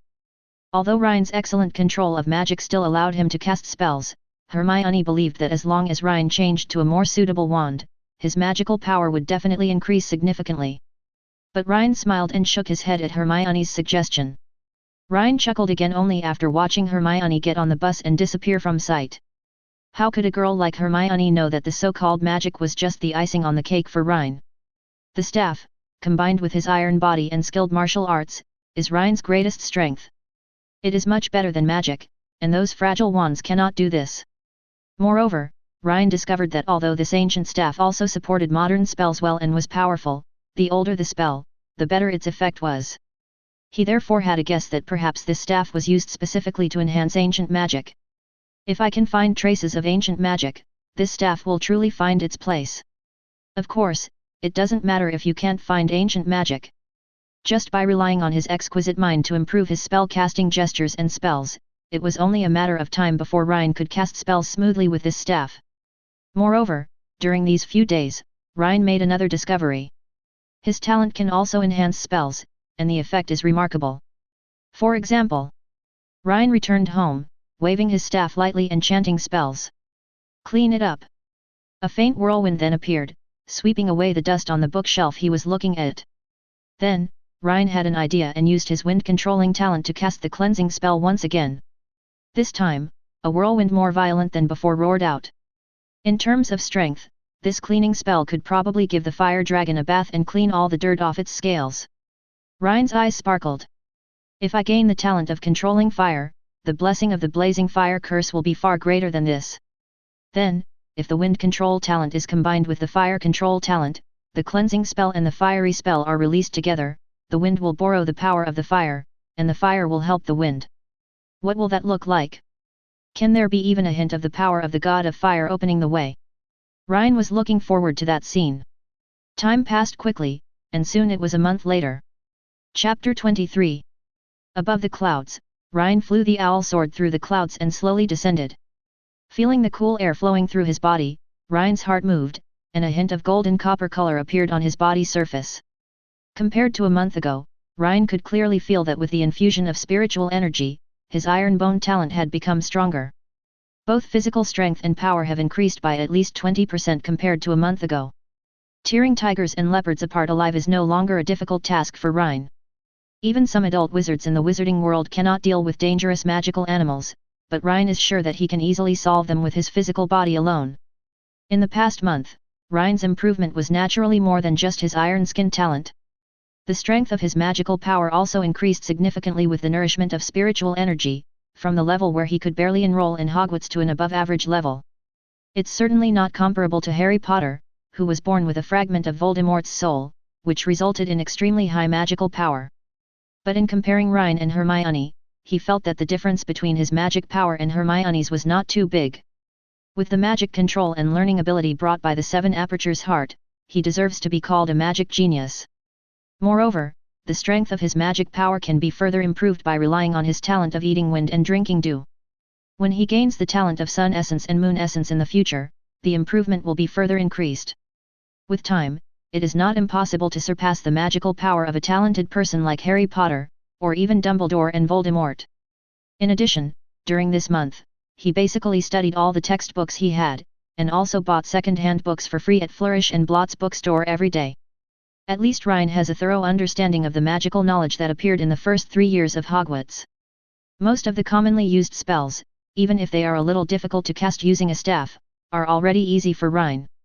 Even Rhine's skill in wielding a magic staff has improved a lot with the help of his Seven Apertures Heart, and he feels as if he has been freed from all worldly desires and returned to his original simplicity. A smile appeared on Rhine's lips. With this kind of strength, the dangers you might encounter in your first year of school are no longer considered dangerous. The three-headed dog can't bite me. I can show it my martial arts skills and let it know what the dog-beating stick method is. The devil's snare can't hold my iron skin and bones. As for that transfiguration chessboard and flying key, they are all childish tricks. The only one who is a bit threatening is Two-Face. However, judging from the reaction speed of Two-Face in the original book, he was really dragged down too much by Quirrell. He couldn't even deal with first-year Harry Potter, so he wasn't much of a threat. As for the second year, if I were to encounter the 1,000-year-old basilisk in the secret room now. He made a mental estimate. It was impossible for the basilisk to launch a sneak attack on him because it was so large that others would not be able to detect it. However, Rhine, who had the talent of controlling the wind, could easily detect any unusual movements and fishy smells in the air.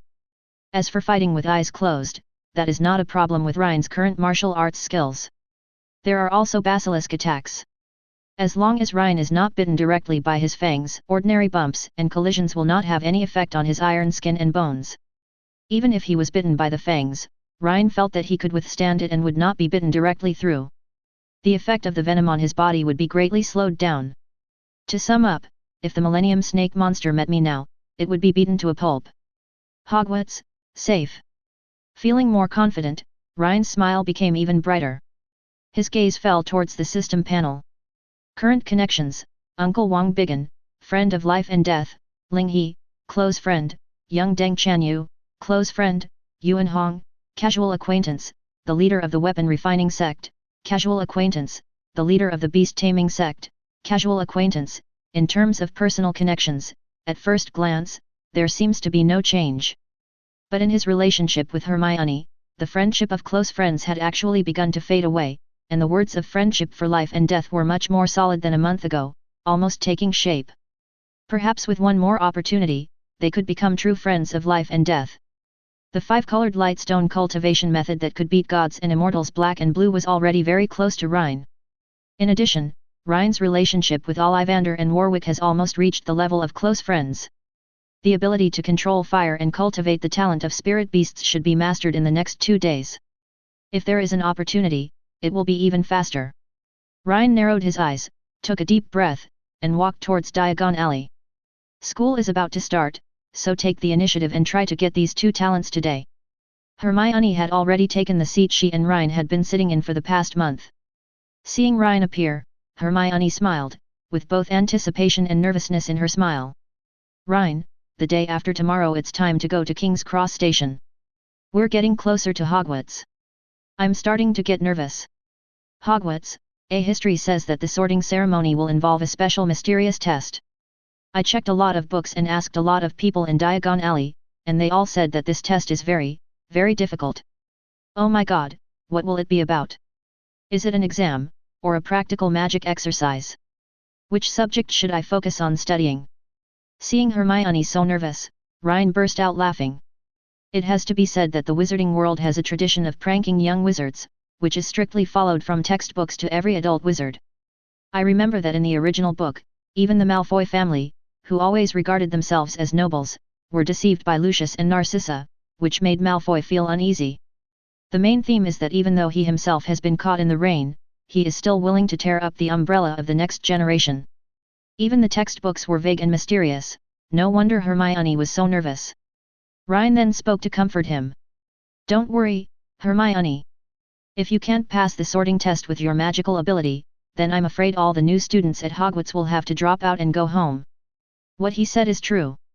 During this month, with his guidance, Hermione basically mastered all the first-year magic knowledge. Compared to the original novel where she could only study magic on her own at the same time, Hermione is definitely much stronger in this life. Rhine even had an idea. He could absorb spiritual energy with his talent of eating wind and drinking dew. If Hermione was with him at that time, would some of the spiritual energy also be infused into Hermione's body, thereby increasing the strength of her magic power? If so, how high would Hermione's magical achievements be? But that's all in the past. At least until their relationship reaches the level of life and death, Rhine has no intention of revealing his talent for increasing his magic power. After all, even Voldemort had to rely on multiple dark magic transformations and Horcrux creations to improve his strength, but he could increase his magical power so easily. If this got out, who knows what kind of trouble it would cause. Rhine said to Hermione. School is about to start, let's relax today and not study. I have to go and say goodbye to Mr. Ollivander and Mr. Warwick first. Hermione nodded, then seemed to remember something. Oh yeah, today when I came to Diagon Alley, I saw a dessert shop having an event. I heard that the honey lemonade there is delicious, and there were a lot of people lining up. Rhine, go ahead. I'm just going to buy 2 glasses of lemonade there so we can drink together. Immediately, Hermione left her seat. Rhine exhaled lightly, with a hint of heat in his eyes, and walked into Warwick's magical creatures shop. Chapter 24. The Fantastic Beasts store at this moment has changed a lot compared to a month ago. The old dirt has been cleaned up, and the store layout has become much more spacious. It is no longer difficult to turn around after entering the door as before. Warwick also placed air fresheners in the store, so the air no longer had the stench of bird droppings and feces of various magical animals. Even though the Magical Beasts and Pokémon project has not yet started, it is obvious with the naked eye that business in the store has improved a lot. Warwick had just sent a customer out the door when he saw Rhine approaching, a look of excitement on his face. Rhine, decorating the storefront like you said is really helpful for business. Rhine also smiled and nodded. Of course. If we are striving to make magical creatures like Pokémon, then all future storefronts must be clean and tidy, so that customers will not think of magical creatures as a group of stinky livestock that poop everywhere, but as cute companions. Warwick nodded repeatedly, and at the same time talked endlessly to Rhine about his future plans. Hey, I plan to select a group of Pokémon with gentle personalities and cute appearances from the magical animal species already in the store as ornamental Pokémon. Especially to train them to take care of the garden, water tanks, and even cooking skills. There are also some Pokémon that are aggressive and like to fight. They are combat-type Pokémon. They can release their nature and practice fighting. Also, I plan to hold Pokémon fighting competitions and Pokémon skill competitions regularly as you said, and see if I can contact the Daily Prophet to report on it, so as to gain more attention. As for the breeding of magical animals, we at Hufflepuff Academy have a lot of resources. I plan to contact those old classmates. Rhine nodded repeatedly at Warwick's idea, then sighed. Mr. Warwick, I believe you can succeed in the Pokémon world. But I'm afraid I won't be able to come to Diagon Alley next. Hogwarts will start soon. Warwick was stunned for a moment before he reacted. Ah. Oh yes, Hogwarts is indeed about to start. There was reluctance in his eyes. Has a month passed so quickly? Rhine, if you weren't here, I wouldn't be sure. Rhine laughed. I'll come to Diagon Alley during my vacation. We can keep in touch by owl anytime. I'm happy to contribute my part to the Pokémon cause. Warwick's eyes were a little red. Then he said quickly. Wait a minute, I have prepared a gift for you. Warwick then hurried to the back of the shop. When he reappeared, he was wearing thick gloves. In his palms lay a magical animal that looked a bit like a turtle, but was fiery red in color, with its shell inlaid with crystal-clear rubies. Rhine blurted out. Fire crab. Warwick nodded, speaking with some pride. This is a rare item with pure bloodline. If fire crabs have a king, then this little thing should be of royal bloodline. Originally it's not appropriate to give it to a young wizard, because it has a bad temper and can easily burn the wizard, but since Rhine you can talk to magical animals, they all love you, so this fire crab will definitely not be a problem. Then Warwick pulled out a small round leather bag. Try it. Rhine was stunned for a moment, looking at the leather bag, and suddenly felt a sense of déjà vu. This is... What the hell, a poke ball? Warwick laughed. Yes, it's made from the poke ball you mentioned. It's still a test product. Of course it can't be compared to the legendary briefcase of Sir Newt, which is said to have contained a venomous leopard and a dragon. But it's enough for you to raise this fire crab. Rhine took a deep breath. This fire crab is already quite expensive as a pet, as can be seen from the gemstone color on its shell. Some noble wizards are willing to pay a large sum of money to buy such a pet. And this leather bag that can hold magical animals is probably more valuable than this fire crab. Warwick's gift is so precious. Rhine opened his mouth, but before he could say anything, Warwick waved his hand. Don't say anything. Compared with the enlightenment and help you have given me, this is nothing. Besides, I think we are already friends. You are going to school, so I have to give you a gift. As soon as Warwick finished speaking, Rhine saw the words about his relationship with Warwick blurred on the system screen. The original casual acquaintance has completely faded away, and the words close friendship have replaced it. Your relationship with the Beast Tamer Sect Master has reached the level of close friends, and you will receive a reward, the talent for cultivating spirit beasts. The spiritual beasts you cultivate will have a better chance of breaking through bottlenecks and reaching a higher level. Do you want to claim the reward now? Rhine's heart moved, and he stopped being pretentious and put away Warwick's gift. These two things are indeed very convenient for him. I could try out my talent for cultivating spirit beasts on this fire crab in the future. Moreover, the fire crab happened to have a good fire-breathing ability, and Rhine also thought of the talent of controlling fire that he would soon get from Ollivander. Perhaps there could be some linkage between them? After saying goodbye to Warwick, Rhine walked into Ollivander's wand shop again with the leather bag in his pocket. At this moment, Ollivander was still immersed in the study of ancient wands. In the past, many ancient wands collected by the Ollivander family had strange tempers and were too old to find suitable owners. Just like an old stubborn person, how could he be easily controlled by young people?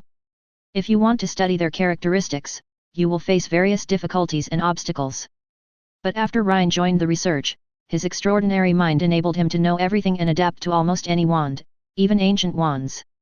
Ollivander's research on ancient wands has made solid progress in this month. Even if he had never obtained the Elder Wand, he now felt that his wand-making skills would not be inferior to Gregorovich's. Because of this, it is understandable that Ollivander was reluctant to let Rhine go to school. If he didn't know how important Hogwarts was to the young wizard, he would have even wanted to persuade Rhine to stay. When it comes to going to school, Ollivander can just use his connections to invite alchemy masters and potion masters to provide one-on-one tutoring. Isn't that great? But of course he couldn't say that. In the wizarding world, if you have not attended a wizarding school, your life is incomplete. Ollivander muttered. I have to get you something. Magic wand? Oh no, there is already a magic wand that satisfies you, and I don't think I have anything else to offer. Ah wait, yes, there's this too. Ollivander produced a letter stamp with his name on it. Rhine, even though we've only been in contact for a month, your learning speed has exceeded my imagination. Although Hogwarts has a great faculty, there is a wider world outside of the school. If you need to contact a master, whether it's an alchemist like Nick Flamel, a potion master like Slughorn, or any other famous person, just stamp this stamp on the envelope. They will give me, an old man, face and answer your questions properly. Rhine's expression was moved. Ollivander is basically lending me all his connections. Just this one letter stamp embodies the reputation accumulated by the Ollivander family over thousands of years. Rhine held the stamped letter with great care and put it away carefully. Mr. Ollivander, I will put it to good use. Beyond the Elder Wand cause, I will definitely help you do it. Ollivander smiled with relief. At this moment, a line of prompts appeared on the system screen again. You and the leader of the weapon refining sect have become close friends, and you are rewarded with the talent of controlling fire as you wish. You have superb control over flames. You can grasp the most subtle changes in heat. Flames are your partners, ready to command you at any time. Do you want to claim the reward now? Rhine's heartbeat suddenly accelerated as he walked towards the workroom Ollivander had left for him in the wand shop. Then, there was a whisper in my heart. Spiritual beast cultivation, fire control talent, all received. Chapter 25. On the system screen, in the rewards column, the two talents that Rhine had been waiting for a month, spirit beast cultivation and fire control, finally appeared. Rhine let out a long breath. Now, I have finally gathered all the achievements before going to Hogwarts, and can embark on my journey of studying in the wizarding world without any regrets. Then, he felt a surge of anticipation in his heart, wondering how these two talents would perform. Closing his eyes, Rhine carefully felt his body and did not notice anything unusual. It seems that these talents are not reflected directly in the body. They need to come into contact with the corresponding objects to be exerted. His eyes fell on the leather bag that Warwick gave him, in which was placed the pure-blooded fire crab. Rhine focused his attention on the leather bag, imagining what he was going to take out of it, and the scene inside immediately appeared in his mind, as if he had really put his eyes in. The fire crab was eating inside, and sensing the breath of Rhine, it raised its claws and made a slight whirring sound. A few tiny sparks flew out from its body, which was the fire crab expressing its joy and welcome. Rhine raised an eyebrow. The temperament of magical animals like fire crabs is average. Even though he has the talent of affinity with spiritual beasts, when he got the fire crab from Warwick before, he could only be considered to be a little close to this little thing, far from the current level.